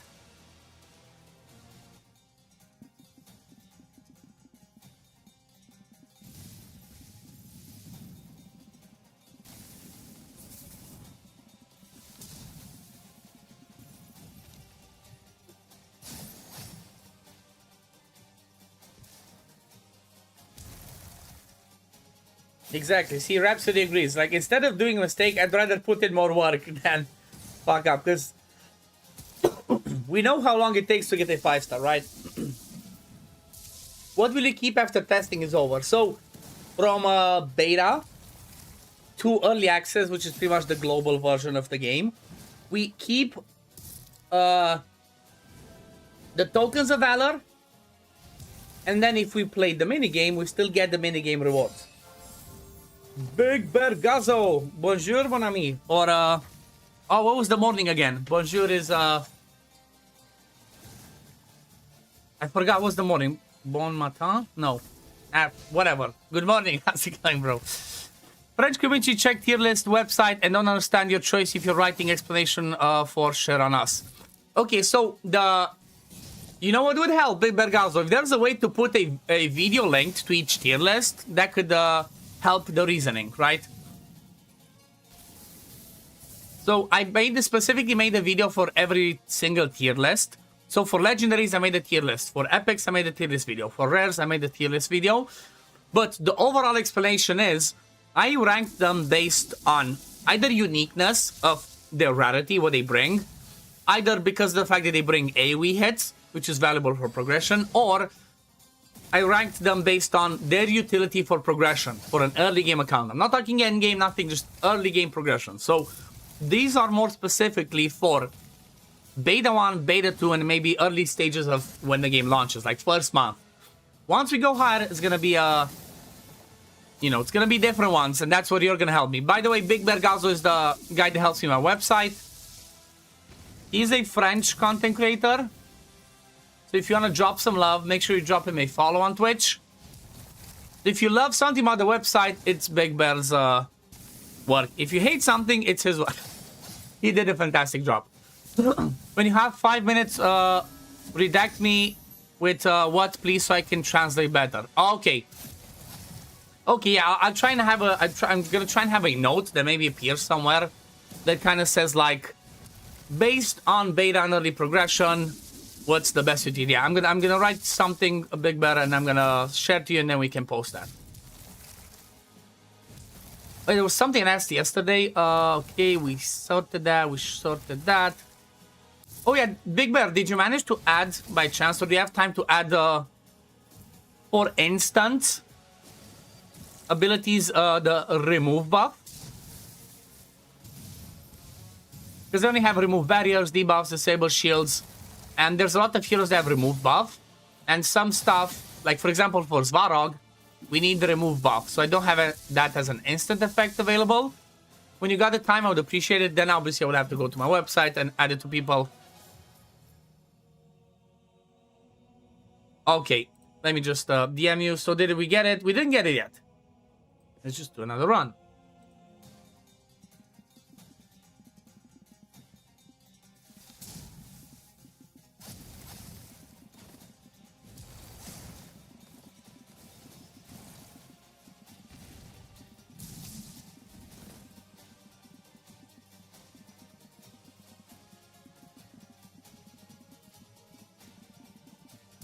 Okay.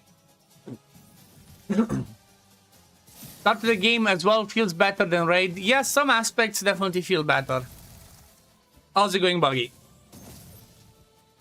Still playing raid, Buggy? Are you? Also, tier lists are subjective. Exactly.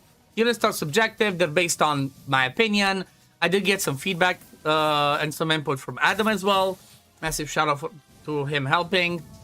But the reality is tier lists are stuff that would keep changing, right? If somebody disagrees with something strongly, join my Discord. I have a dedicated channel for that. It's called website feedback. And give me your input, right? I always want to improve it. I always want to make it better, because at the end of the day, I'm trying to make this as a community resource, so it helps and it's useful and gives the best information for the community, right? It's not just OddOneGaming's tier list, whatever I say is the best. No, I'm just putting my opinion first, and then we can work on it. Small amount just daily. Got it. At your website is a mix of all. Yep. It's hard to update and adapt. Yeah, but we're slowly gonna do that, right? For now, I'm happy.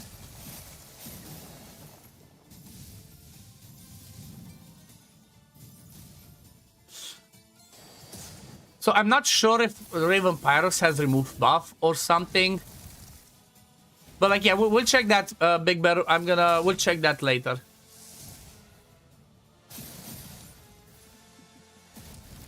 Okay, let me check something, guys, on my website here for him. So currently, here's the thing. On my website, I don't have an instant effect as a... Okay, I can do it. My bad. Okay, I can do it. Sorry. Okay, I can do it myself. I didn't realize. Okay, so because I can do that, let me do...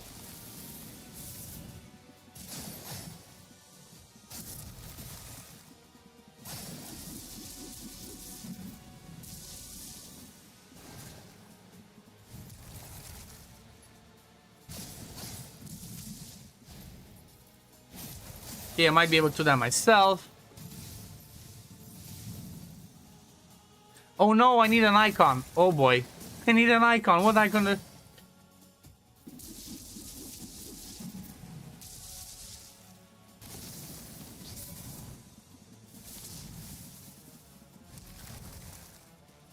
Okay, let me see. Let me just add a random icon to that. I guess let me go on a different page. To be 1 second, you know, a little bit of technicalities in here. Let's see, mechanics. Buffs. I guess let me, what should I put? What random icon should I put for removing buffs? I wonder. I think Morgan is the best. I think Morgan is amazing. I think they balanced her a bit though. I don't think she's the best. Did I finish this mission yet? Damn. Not yet. Okay. It's fine. Let's just keep farming this. Okay, what icon should I use for remove buff on the website?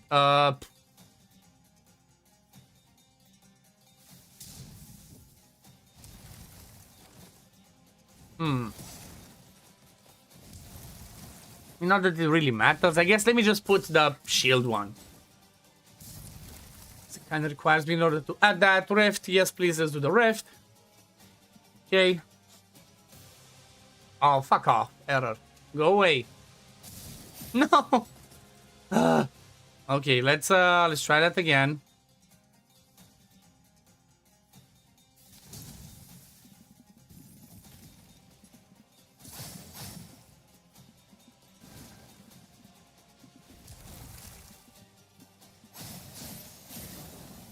Okay, let me see if this works.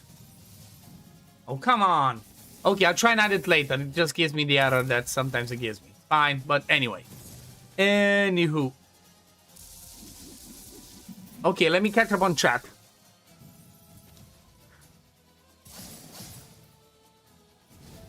Yeah, Buggy, so if you go, Buggy, if you go on my website and you go to Dracula, that's, I think Dracula's one of the ones that, again, it's not perfect. That doesn't mean it's exactly what you should do. That's one of the pages that you can see as an example of how I want it to look. It's gonna have recommended weapons, recommended imprints, recommended armor sets, recommended main stats. So if you go to Dracula, right, or actually, you know what, I have a website. Let me just show it here, right? People are wondering. But the goal for my website is gonna be to have hero pages and have them be like this, right? So obviously start with stats, whatever. Shout out to Raven Pyros for helping implement this. Such a legend. But it's gonna have recommended weapons. So the way I'm gonna try and do it is I'm gonna have... It's gonna be a bit tricky, but I'm gonna try and have recommended weapons like one legendary, one epic, and one rare one. Just to kind of like help with progression. Or maybe I'm gonna try and get it more complex in the future and split it into legendary weapons, epics, and rares. 3 different groups. But maybe, because it's hard, right? For example, you might think like, okay, Aten is the best one if you try to focus on his damaging debuffs, the bleeds. But then Amsaru is going to be really good if you wanted to rotate more and do more damage. So, you know, both are good, but what's going to be the best is going to be pretty hard to choose it properly. So I'm going to try and see, like, maybe I have 2 legendaries, an epic, and a rare one. Then signature imprint pretty much if you unbind him. Not unbind him. If you... remove the imprint from him. This is what it does. Then what's going to be recommended imprints? So I'm going to choose the 3 best ones, right? What's the best legendary, epic, and rare one? Same principle to help for progression. Recommended sets. Again, I might have like 2-3 sets in here. And then for the recommended armor, what's going to be recommended main stats, right? Based on what we want to do. And then over here, obviously, his skills, whatever, and then awakening bonuses. And if I have a video guide, I'm going to have this. But if I don't have a video guide, then there's a content creator that has this. So, for example, if Ragewood or Adam has a video on it, I will want to change... what stat is in it? I know in it, I have to change it. It's supposed to be Fate, right? That's on me. Does it exist at region? I don't think there's a... ones that oh yeah, there's one that heal when attacked. There's ones that heal when you attack. I don't think there's a... oh yeah, I think there's a 6-piece set. I think there was a 6-piece one. Was it Shrine? I think Shrine set is healing us There we go. Finally got this. I think the shrine set at 6 pieces heals all allies. Heals all allies 10% their max HP at the start of turn. So whenever this hero gets it done, it's team-wide heal, not just self-heal. Yeah, no, it's no priority, Big Bear. Don't worry. Rage was just messing around. Don't worry, it's not a stress, it's not a priority.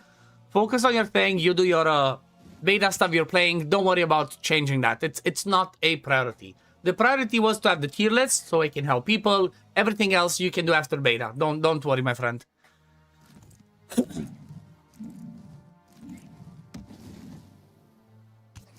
Where do you usually farm gear? There's gear dungeons. The dungeon that you've been seeing me farm, which is Workshop of Ptah, gives you gear. Then there's also the campaign stages that can give you gear.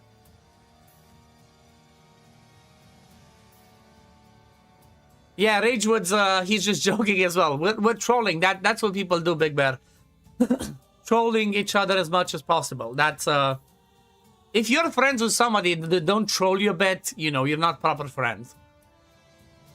You're an epic or legendary rift dungeon one time. Okay, let's go back to, the more dungeon. Yes, more Workshop of Ptah, because I need more resources. Okay, so this one would launch a legendary one. Okay, let's see. Give me a legendary one. Okay, let me see. If I missed something in chat, just let me know. Right, or just write a message again. I might have missed it. Okay, let me see. Nicola Morelli. Hi, Odd. I have Vivian and Machao at 60. I don't really have good Slayer. The only good one thing is Ishtar. Only bring her to 60 or Bellabog. 100% I would go with Bellabog. Or actually, wait. You already have Vivian. Machao should be a good Slayer for you. Bellabog is going to be a good support. I think Bellabog can work at 50. Don't really need him to be 60. Just try, I think Ishtar people are saying is pretty amazing. She could be worth 6-starring. Or Ryujin, since I don't have a defender. Ryujin could be working good as a defender, but I think between Bellabog and Vivian, you're good with survivability, right?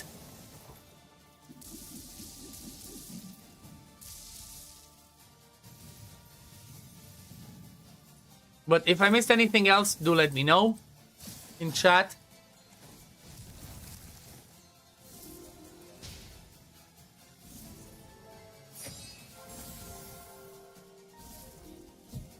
Oh yeah, let me let me just open up the thing so we can do the survey. I've not done the survey. Let me just open up my email, and while it's farming in the background, let me try and do my survey.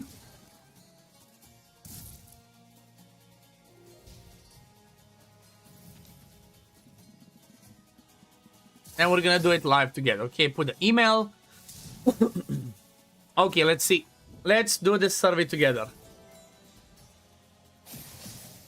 Sorry if it's not gameplay. I'm sorry, yeah, I apologize for the really bright whiteness of the screen. It's just, that's what it is. Let's, I guess let's zoom in so we can see it together better. Overall, how satisfied are you with Godforge? I'm not going to say very satisfied. I'm just going to say satisfied because I'm personally extremely frustrated on the fact that I have that freeze happening on my PC, so I have to play it on my older laptop, which doesn't work pretty well. So I would just say satisfied, not very satisfied. Again, that's a bit personal. There's lots of stuff that needs to be tweaked, so I'm trying to be as I'm also trying to be, you know, as objective as possible, right? Because so many times people are like, oh, you're too subjective. Oh, you're just saying that because your wife works for them. Not really. I'm one of their biggest supporters, but I'm one of their loudest as well sometimes when something doesn't look good. Like at the end of this beta, I'm gonna make a video on every single area of the game. It might be a 1 hour or 2 hour video where I try to give my honest, really brutal feedback of like, okay, this looks good, this is shitty. This looks good, this is bad. You know, I'm gonna do that because, again, I want the game to be better. So if I'm not gonna be harsh about it, they're not gonna receive my feedback, or like they're not gonna know what to change since I'm not telling them. But there's a nice healing mechanic between Isolt and the defender. Exactly, you need that defender with Isolt. So whenever the defender gets hit, Isolt heals. You'll be watching that. Yep, I'm gonna try and collect all the feedback from people like Rhapsody, right, that has never played games like this and they've been stuck on stuff. They're like so confused.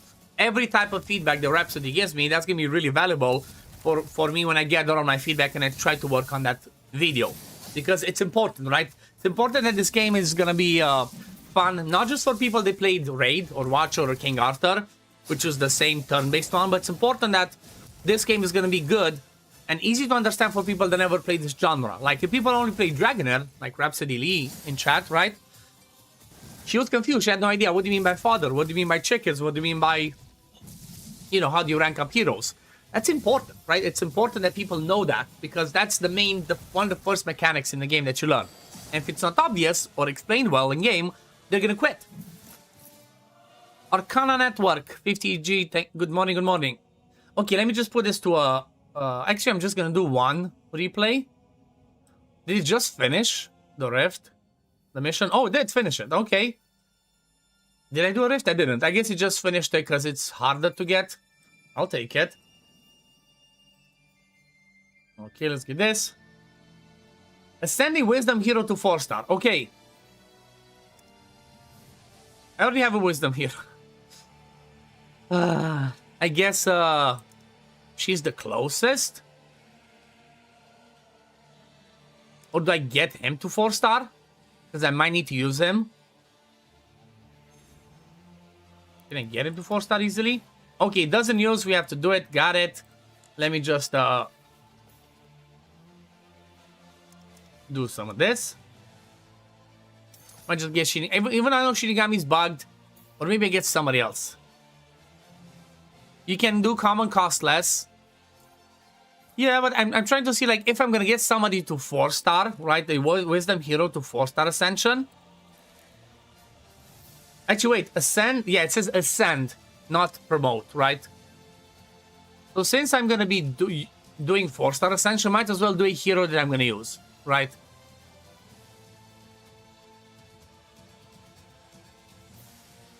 I'll give you both sides, noob and experts. Yep, it will. That's what I'm trying, right? I'm trying to get the option from, or like, you know, the info from both sides so I can make the best possible feedback I can give. Is it worth to do Morgan? Yes. You have 3 Legos and accounts. Morgan, yes, because I think she's amazing. She brings lots of good debuffs, and she also has the potential to smack really hard. So I think Morgan is definitely worth to be your first 6-star even. Did you completely quit Raid or just playing here and there from time to time, not making content? So I completely quit Raid a while ago. Then I've been playing a little bit. I played a little bit of like a couple of months ago for a month and a bit, but then I quit. It consumes too much time, right? Raid consumes too much time and I don't like that. It's a decent, it's a fun game, just takes too much time to do dailies and I don't like that, right? Even though it's like, yeah, content creator is, you know, is what I do full time. I don't need one single game to take me a full day job to do the dailies. So it's like, nope. I might go from time to time to do a random challenge, or I might not. You know, let me just get him to 4-star. Because I want to make a video on him, right? I want to make a video on him, so let me just get him to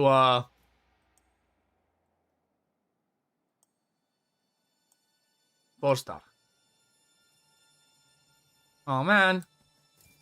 Okay, I need more fodder. Let me just get a few rares. Okay, who do I not care about? This guy. Anybody else? This guy.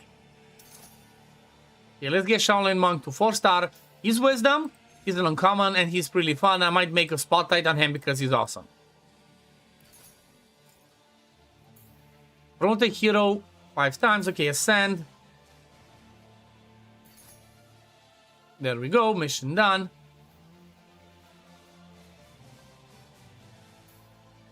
Okay. Okay. Clear for Forest Glade of Kitsune, stage 4 Ascension Dungeon. Okay, let's do that.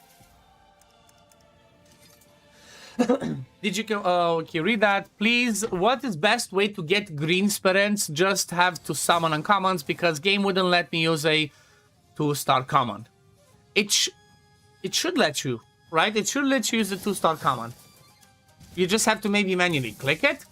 But yeah, the easiest way to get 2-star spirits is just by getting uncommons and unbinding them. That you can get those from mortal ether stones, or you can just farm them.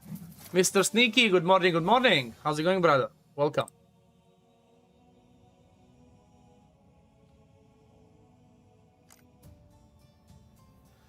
Does anyone know if Zeus imprint is bugged or just a champion? Seems like a good imprint.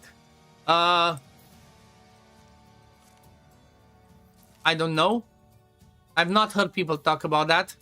Loot 100 gold steel from Hag's Hollow Weapon Dungeon. Okay, well, I guess it's time for auto farming while we do the...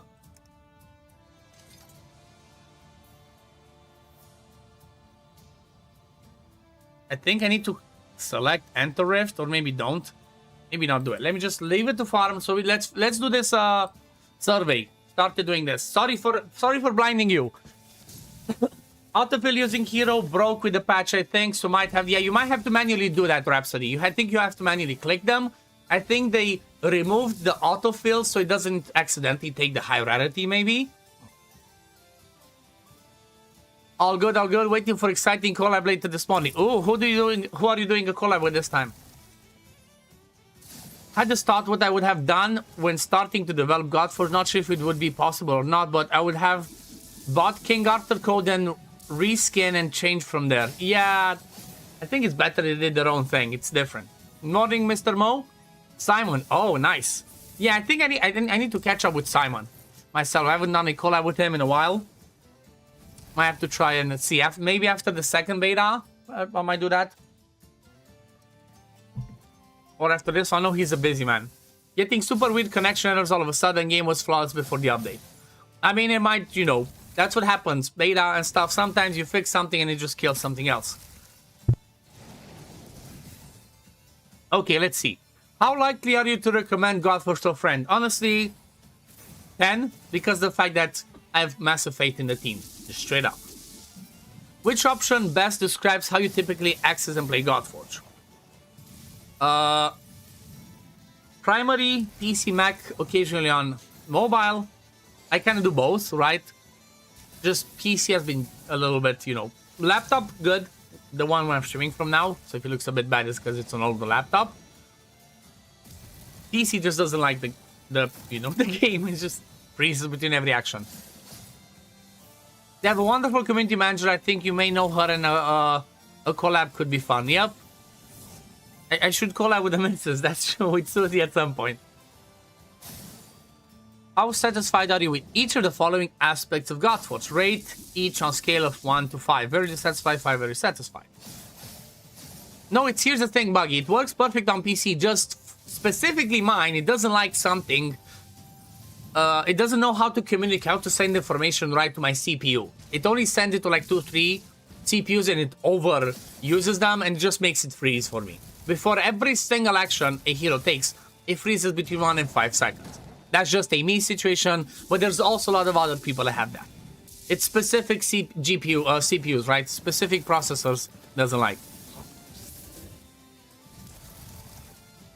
Like I said, my older laptop, which is it's shadier than my PC, works just fine. I'm streaming it right now. Okay, let's see. Game stability. Honestly, it's I'm neutral. It still needs lots of improvements. Lots of improvements. Loading times, not perfect, but I think it's in a really good point. It's in a really good place. Yeah, it's also some characters. For me, I have not used any of the characters that have that issue. So for me, it happens with any character. Yeah, I was running a Hamster 2000 with my laptop. The Hamster 3000 is not good. Okay, connection stability. I think it's pretty good. I'm not sure if my freezing stuff is part of a connection. Let's say 4 is okay. What's happening here? Okay, I was like, wait. Did it start freezing? Okay, device heating. Honestly, if I put it on high, my older device, it starts heat up. If I put it on low, it's pretty okay. So I guess let's just go neutral. Overall performance, I would say just balanced. I'm not really satisfied. It definitely needs a lot of work and tweaking still. Definitely still needs to be worked on. if I was just about being, you know, subjective on specific in my PC, I would go with overall dissatisfied. It's like, no, it doesn't work for me.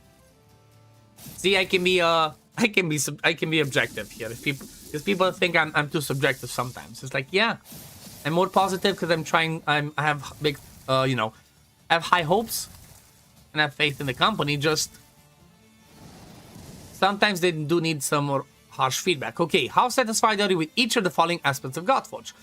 Visual and audio, trailers and cinematic. It's not perfect, but I think it's decent. I think it's fun enough, right? It's not too much, too little. The voice acting is okay. The imagery, the way they try to do it, I personally like it. 4, again, it's not perfect, so I'm not giving 5. Hero art, again. Because it's not perfectly polished, again, I'm going with the 4. Boss art, I honestly just love the boss arts, but again, because they still need that extra level of polish, I'm not giving 5. I'm going with 4. Combat animation effects, honestly, I just love them overall. This one I'm giving 5. I personally like them. Voiceovers, I think they're decent, right? I think they need one for Dracula, where it should be my voice, just saying. Music, I love the music. Music is amazing. Yeah, the hero art is quite good, but here's the thing, again, I don't think it's perfect yet. Still needs a bit of polish, a bit of tweaking. So that's why I'm going with just 4. And again, I'm trying to be objective here. I'm not trying to be 5, 5, 5, 5. Nope, I'm trying to be objective. Sound effects. Honestly, I'm not the best at that. I think I love them. I think I love the sound effects. I think I'm really okay with it. Like, I cannot think of stuff that I would change. Again, I'm not the best at that. For music, I guess I can definitely give my opinion because I come from a musical family and whatever. So from my point, again, opinion. Doesn't mean I'm right just because I have experience in music. But music, I think it's amazing, right? The music that's been developed that I'm using for every single one of my videos, I think it's perfect. It's fantastic. I personally love it. I think it fits really well with the whole Godforge world, right? Okay, user interface. User interface based, again, on my personal feedback, I think that's okay. But if I would base it... if I would rank it based on what I've seen for feedback from people, I think I would rank it as a 3 because it needs lots of polish. But because for me that's okay, I'm putting 4, right? It's not perfect, again, can have a few tweaks. But if, like, some people find it confusing, some people don't understand it, so that's for other people's feedback. For me, it's a 4.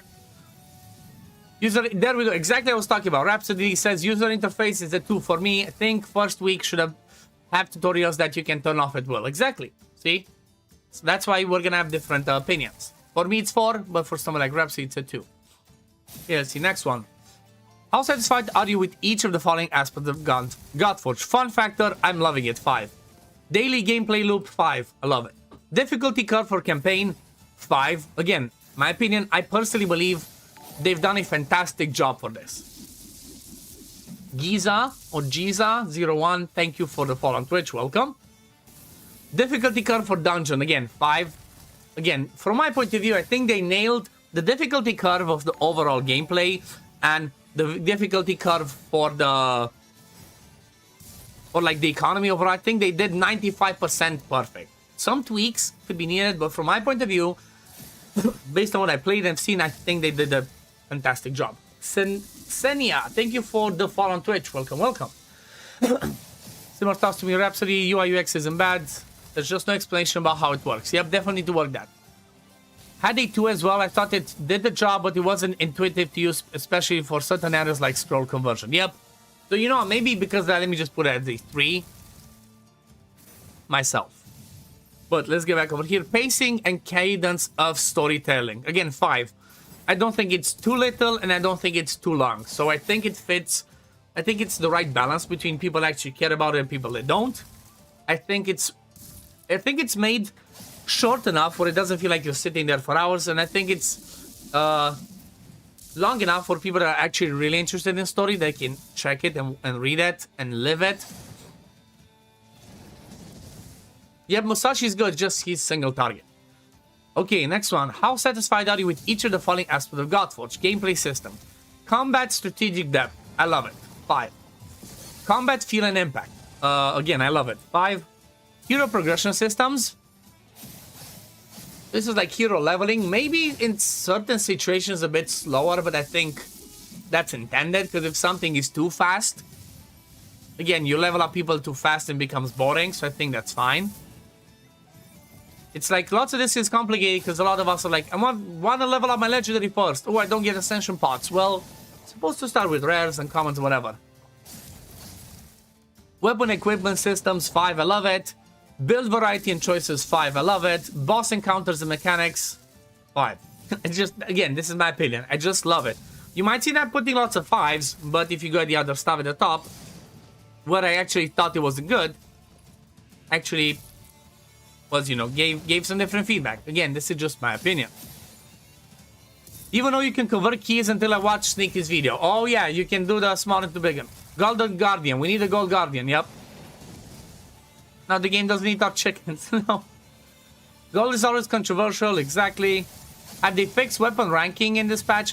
I haven't had the chance to check. When you imprint, it changes the weapons name. Now it can go 2-star until it adds the same soul to another weapon. No, it shouldn't be. That's a weird one, Flower. I've never heard anybody say that. I had imprints on my weapons and I can still rank them up after putting imprint. 2+ hours to make food after a 4-hour farm station. Hero progression isn't near a 5.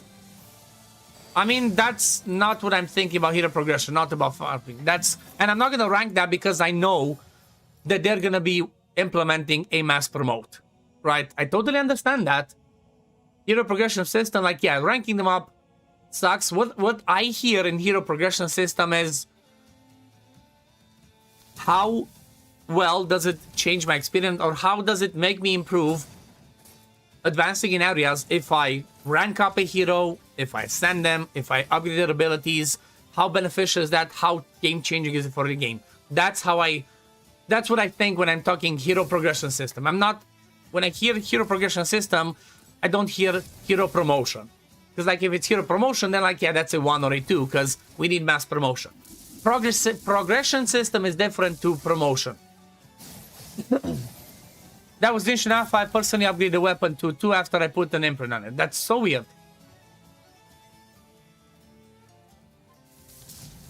Yeah, you might be in the Crucible area, not Smithy.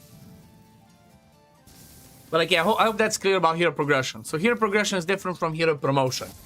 Different word. Promotion is leveling up. Progression is, does it feel good when you know, does it feel like it helps you pass stuff after you ascended them, rank them up, awaken them, or whatever?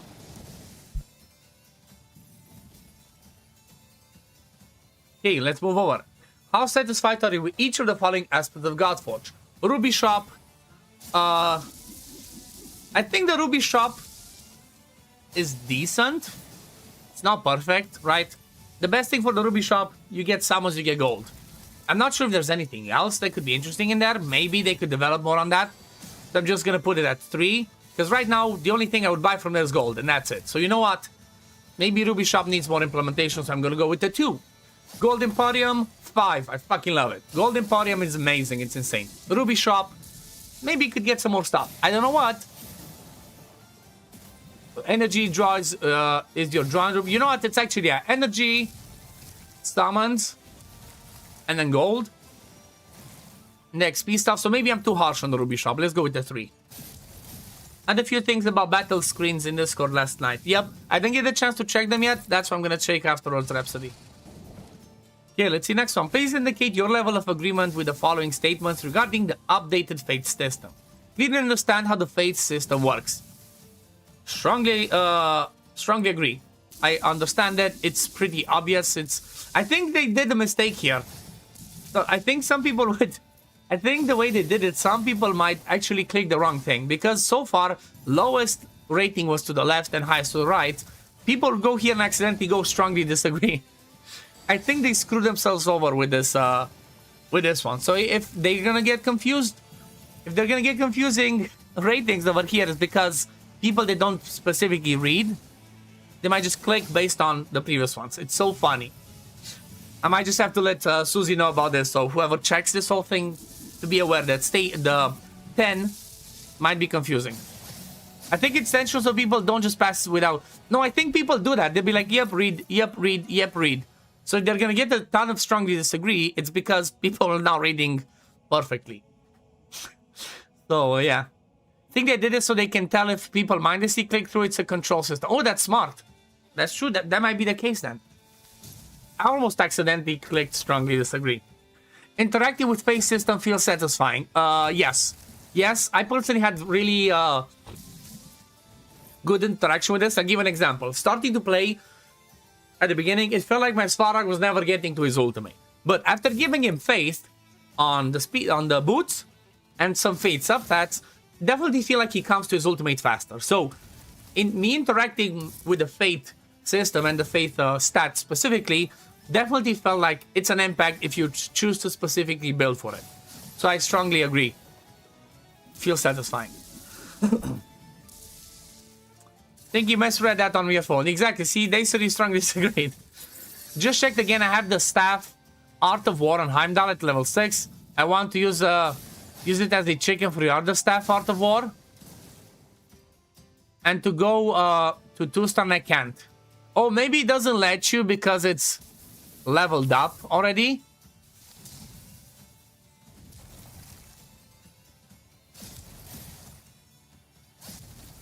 So no, Mr. Stinky, what he's trying to say is the one that has that's a level 6 Art of War. He wants to use that as a chicken to another Art of War to go to 2-star.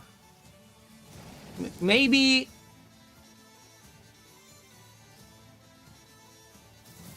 that's the thing, right? Maybe because you have an imprint is bugged. So the Art of War that you have at level 6, I'll just try and make a bug report on that. Just go there to the Discord Flower Stomper and give feedback on that. Okay, let's see. How would you rate the current experience of each combat speed option? One-time speed, I mean, I'm personally not playing it. Here's the thing, though. I'm putting everything way too slow. But let's start with this. I don't use this. I don't use 1-time speed. I don't use 2-time speed. 3-time speed is way too slow. 3-time speed is way too slow. It doesn't feel like it's 3-time speed, honestly. Like, this is 3-time speed. This feels to me like it's 1-time speed or 2-time speed. It 100% doesn't feel like 3-time speed. It's like 3-time speeds for farming doesn't feel like it's 3-time speed. Where do you do that ranking? Isidro Rodriguez, check your emails. If you signed up, like I keep asking people to do, you should get that email to give feedback. You should have an email that asks you to give feedback on the game. Check that one. I don't think that's rated to the imprint. Fairly sure you can't use leveled weapons as food. Remember something similar in alpha. Yeah, it might be that because you leveled your weapon, you cannot use it. 2-time, 3-time feels exactly the same, and 1-time feels like 0.5. Yep. It definitely doesn't feel like it's 3-time speed. Another thing, in my honest opinion, the fact that you can't sell gear for gold is a mistake. Yeah, I feel like gear should give a little bit of gold as well. Yep, I agree with that. Okay, let's continue with this. So I don't use 1-time, don't use 2-time, 3-time speed, just feels way too slow. It doesn't feel like it's 3 times, honestly. 100% doesn't. Okay, which starter hero did you choose at the beginning of Godforge? Guan Yu. Which of the following actions did you take with your starter hero after you acquired your first legendary? Continue upgrading my starter. Nope, I'm done. That was by Guan Yu. Actually, no, I did continue. I continue using my starter hero along my new legendary in the same team. I did do that for a bit up until I got my Chao. So I kept using him a bit up until I got my Chao and worked on him, so I feel like it was good alongside the legendary. Obviously, this is different because I got another Slayer. Normally, if you get a Morgan Le Fay, you might not use Guan Yu anymore. But if you get to support, you're still gonna use your starter because you need your damage dealer. Gold has been your biggest struggle. Yep, everybody has the biggest struggle. You know why? I think the reason why most people struggle with gold is because people go and spend it all in the gold emporium and buy everything. They're like, well, I run out of gold. We need more gold. I think that's the issue. I think part of the issue is gold management, right? Resource management. And obviously another issue is there's not a specific gold dungeon or something to farm gold.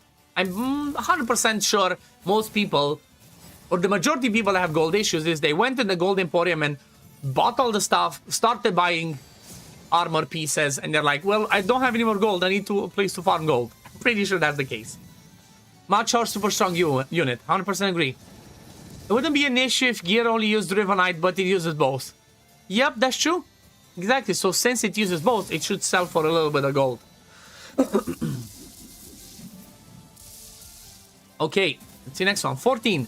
How well do the following descriptions reflect your experience with the story? The story feels fresh and original. Strongly agree. Feels different, feels original. The IP offers a unique take on mythology and gods. Yes, I agree, because it kind of like, it does stick to what's known to the mythology in certain cases, but also gives a different spin of like trying to interconnect them, trying to create its own story. So I personally, again, I've not perfectly seen, like maybe perfectly followed along with everything, but overall I enjoy the story and the IP itself. It feels different. The heroes feel unique, I guess. I guess they do. I guess agree. I'm not 100% sure. If you book 1 legendary and 2 epics, you're gold good. Yeah, you're gold gone. That's true. But here's the thing. You're not supposed to be able to fully book a legendary and 2 epics in the first week of gameplay. It doesn't seem balanced enough to me. It's like, you know, beta's supposed to reflect live gameplay. In live gameplay, I don't think week 1 you should be able to fully book everybody. There's supposed to be a progression curve. There should be, you know, stuff that you slowly do. But that's just me. That's just me, you know. Hard to tell how much gold you will get from drops until... Exactly. You don't know how much gold you get. There might be some other stuff they implement for gold. They could just make gear not need gold to upgrade since you're using another resource. So it'd be interesting to see what changes get made. Or you know what? Maybe they should keep the gold, but only keep the gold for the for up to level 4, right? Just to like get you into it and then after stop. But like, yeah, if they decide to keep using gold or leveling up alongside Rivenite, then when you sell armor pieces, you should be able to get gold back. Weapon and skill ups are the main gold drain. Weapons, I understand by why the skill ups cost gold when you already have to sink so much energy into refarming. I guess there's I don't know the answer to that. I don't know the answer to that. I guess because they give us a ton of farming stuff as well. There's a mission to upgrade Red Hero skill 3 times. 135k. I think the reward was 30k. Yeah. Ability upgrades, weapons, attunement feel way overtuned gold-wise compared to other things in the game. No, I feel like attunement is perfect. I think attunement is 100% perfect, exactly what it's supposed to be. And here's why. The reason why the attunement is like that is so they kind of like make you have an impact, right? Make it be impactful when you decide to attune gear to a certain hero. If it's really cheap, then you attune it, you remove it, you keep moving gear around all the time. It doesn't, there's no impact, there's no reasoning for attunement to be that good.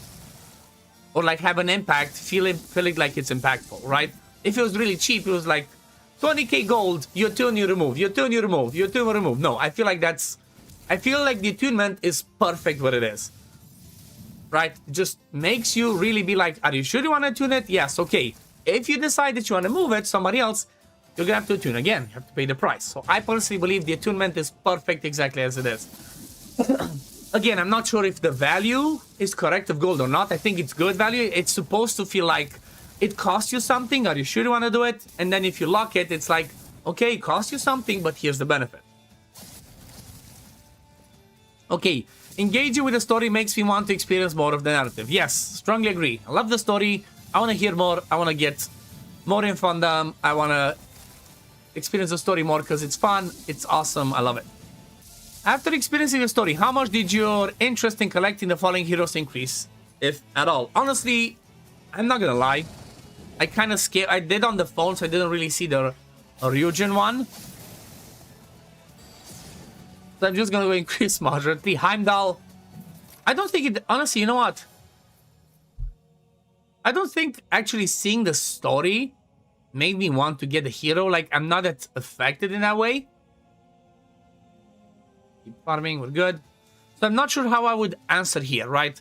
I don't think seeing the hero in the story made me like, oh my god, I really want to get this hero. Right? It's that kind of thing doesn't affect me in that way. Because like Gilgamesh's, we get him. So did not increase at all. I think I'm just gonna put this because this is something that does not affect me, right? Experiencing a hero in a story doesn't make me feel like, oh, I really want to get this hero, because seeing the story doesn't tell me what he does as a kit, right? For me, I'm more logical in the sense of like, if I see his kit, or maybe, you know what? Maybe the fact of like experiencing the story, maybe the story, not the story itself, but the campaign stage, like fighting the campaign stage and seeing Heimdall do AoE, retaliate, and intercept, that might be like, okay, makes me want to get him. But I'm just gonna keep did not increase at all, because for me, experiencing the story means listening to the story or watching the story itself. After experiencing the wet noodle Gilgamesh my team, I wanted the hero less. Exactly. Exactly, Oxlane. He was given to us for stage 10 of Ekar. And then you're like, can you take him back? I don't need him. Give me a 4-star spirit instead. Did you complete story mode campaign? Yes. Did you complete adventure mode campaign? No. Are you actively competing in the leaderboards during beta? Yes. Let me see, am I still on the leaderboard?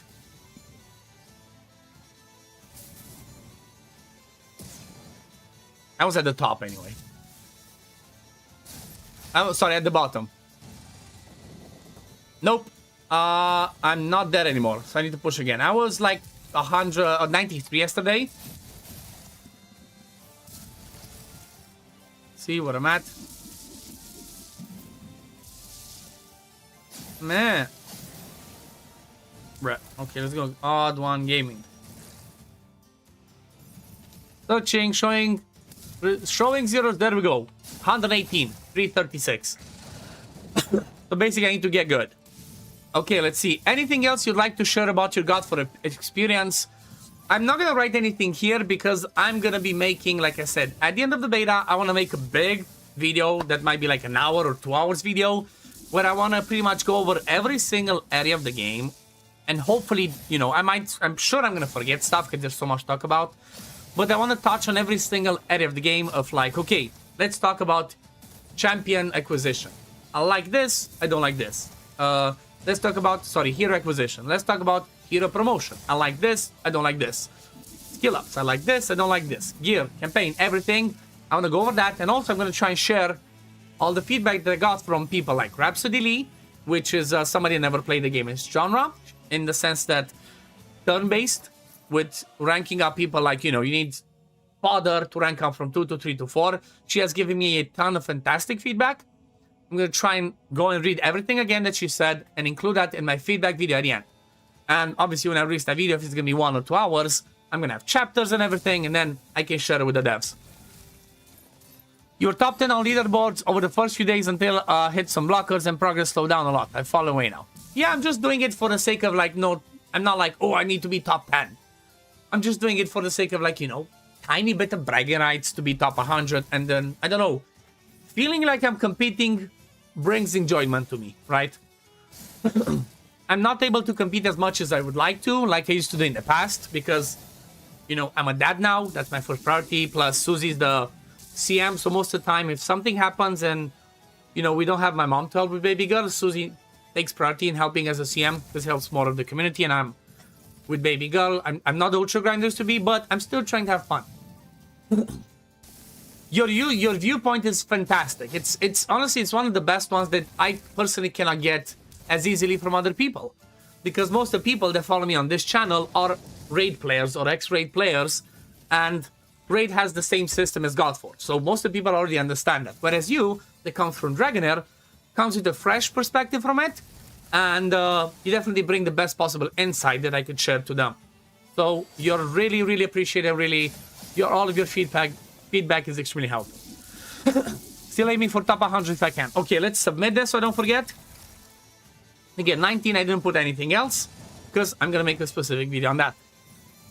Dirty Shapes the Velvet. Keep in mind, this should be a survey that you should have in your emails. Go check the email, do the survey complete with honest feedback, because if you do this, there's a high chance they're gonna change stuff that you don't like. If you don't do this, they're not gonna change anything. Really important. This is the goal of the beta, right? The goal of the beta is for them to gather feedback from us about the game, so they can try and improve on things that we see that we don't like, we don't understand, or whatever. Do keep in mind, you might have experience from other games where they don't give a shit or they don't listen about feedback.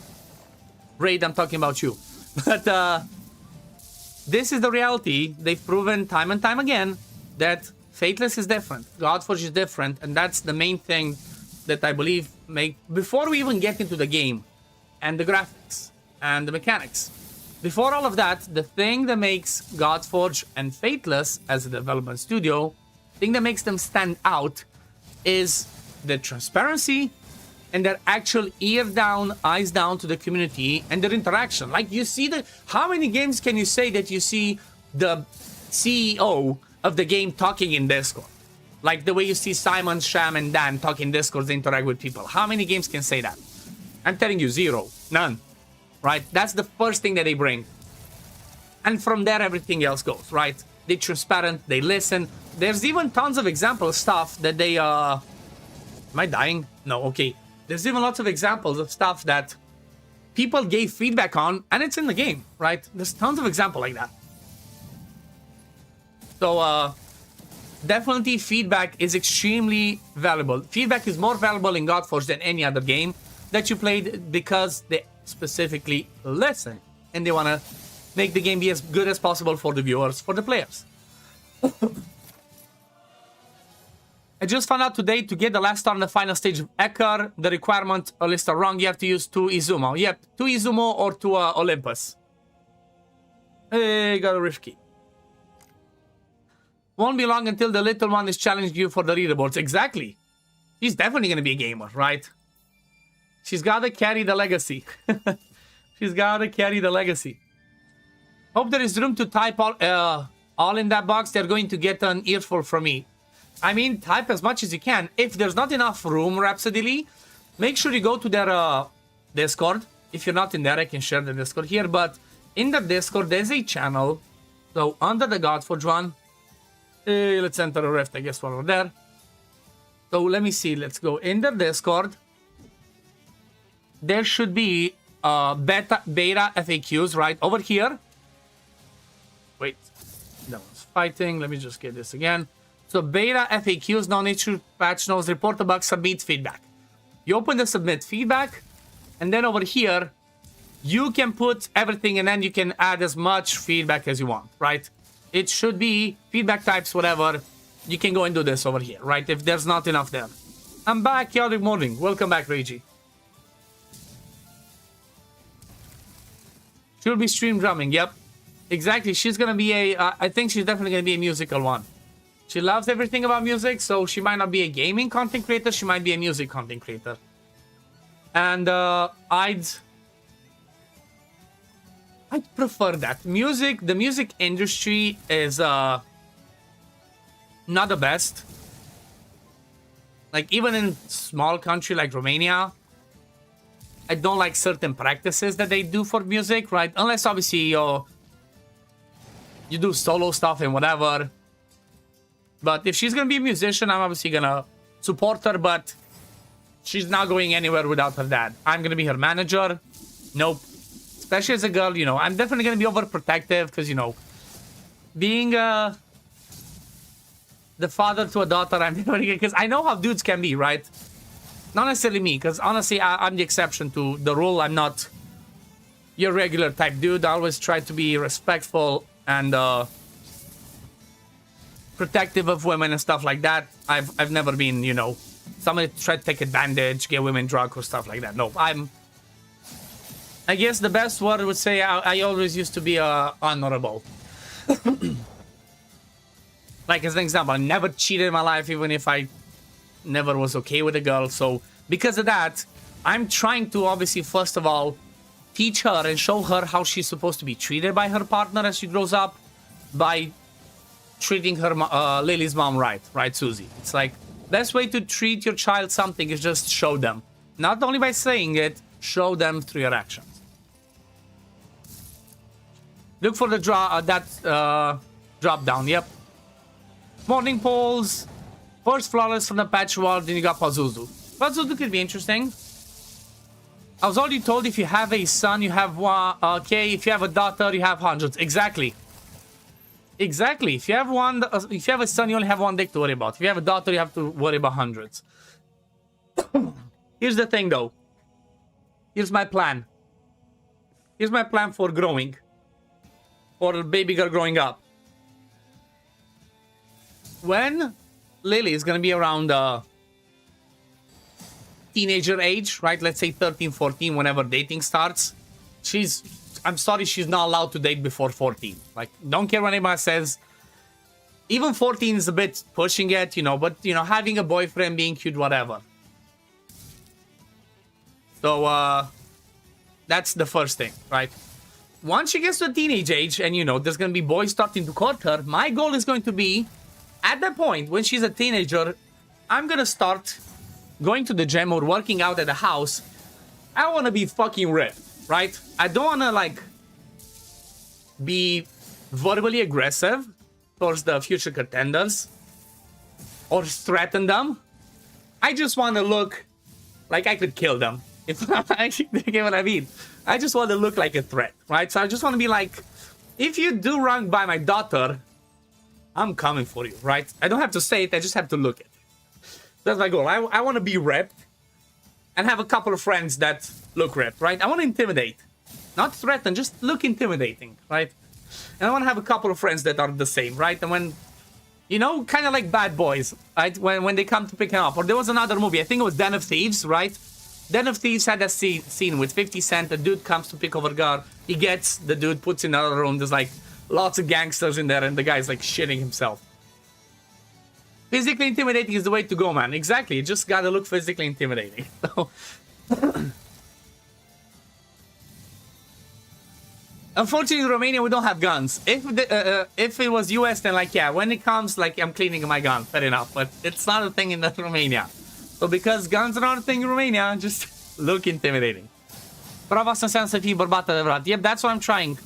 I mean, honestly, I'm not treating, like, just to touch on the subject earlier of, I'm not treating Susie right just so Lily can see it. I'm treating her right, or I'm trying to treat her right, and all the women in my life right, because that's what I grew up with.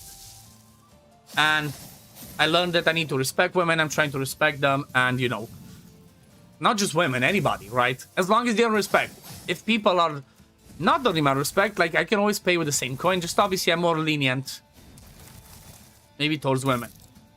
But if sometimes people need to be told to fuck off, I'm gonna say that. I'm Eastern European at my roots, first of all.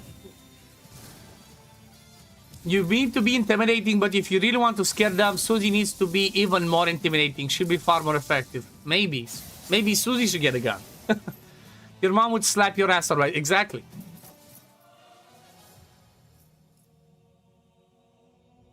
And I don't want my mom out to whoop my ass. I mean, my dad was doing that when I was growing up, not my mom. My mom tried to hit, you know, to try and give my brother and me a beating at one point, and she was, like, slapping us, and it was hurting her arm. So me and my brother faked we were getting hurt just so she would stop hurting herself. It was the cutest thing ever. We were, like, already teenagers or whatever. It was the cutest thing ever.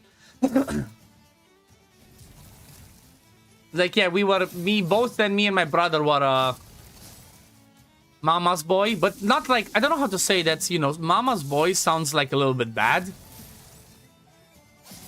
We were mommy's boys in the sense that we loved our mom, we always wanted to protect her. But my mom's not like a terrible human, right? So it's not like she's gonna be rude towards other girls, other women. Honestly, my mom's one of the most lovable person I've met, right? And I'm not just saying, you know, I'm being objective here. Not just because she's my mom.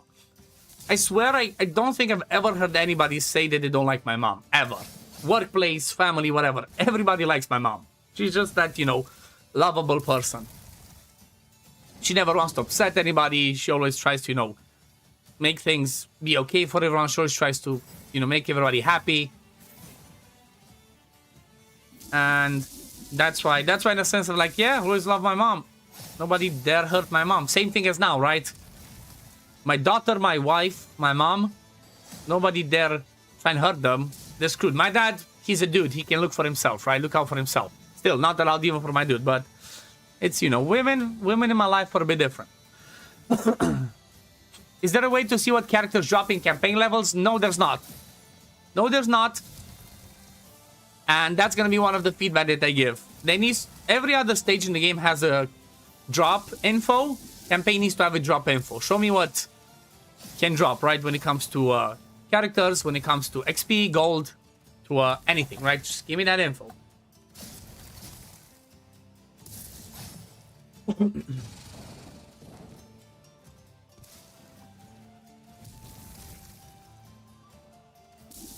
Okay. But yeah, lots of chats, right? Whenever you're in my stream, you're gonna hear Godforge, you're gonna hear family stuff, you're gonna hear baby girl stuff. It's, you know, it's a family stream, so to speak. So if I bore people, I'm sorry, right? What I got's what you get. First of all, we're human, right? And after that, we're gamers. But I think I'm gonna record a few things today. And I think tomorrow, I might have to see. Tomorrow I might stream Dragonair instead in the morning. Or maybe not. Fuck Dragonair. I'm just gonna stream Godforge again. Unless I have something else to do. I really need to, I guess, have a look at Dragonair because I've not posted for a few days. Honestly, I just feel blah about it because I'm just so disappointed. I get more views. I get more views from Godforge, a game that's just in beta, and I get for actually full-on release game in Dragonair. And it's not just me, it's everyone. But the endgame starts, and I need to make a few videos on that.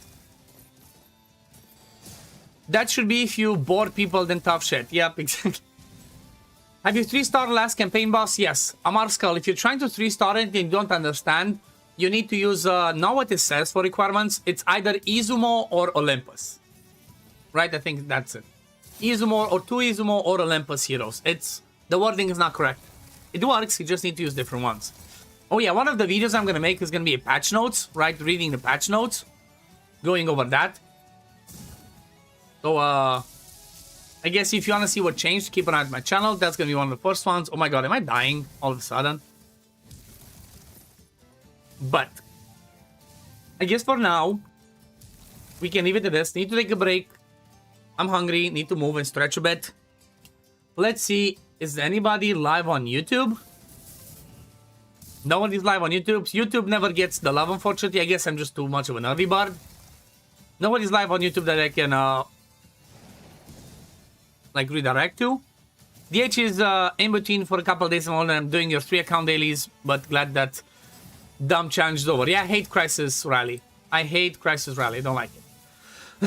Izumo and Olympus. Yep, that's what you gotta try. Okay, let's see. Who do we got live on Twitch? Godforge, maybe? At least on Twitch. Not even sure how many people are watching me on Twitch. Let's see. Do I have like 5 people? Okay, live channels. OddOneGaming, 21 of you. Appreciate it. Okay, let's see, who do we have? So we have 2 French content creators, and then I think, I'm not sure if we rated this person before, or maybe we did, but I guess I'm gonna try and go to, you know, somebody that's an English speaker. This makes it easier. Let's drop some of, let's drop Twitch people to another Twitch speaking. I think he speaks English. I hope. I hope. If not, it is what it is. But thank you for being here. Appreciate all the follows on Twitch. Appreciate the subs on YouTube.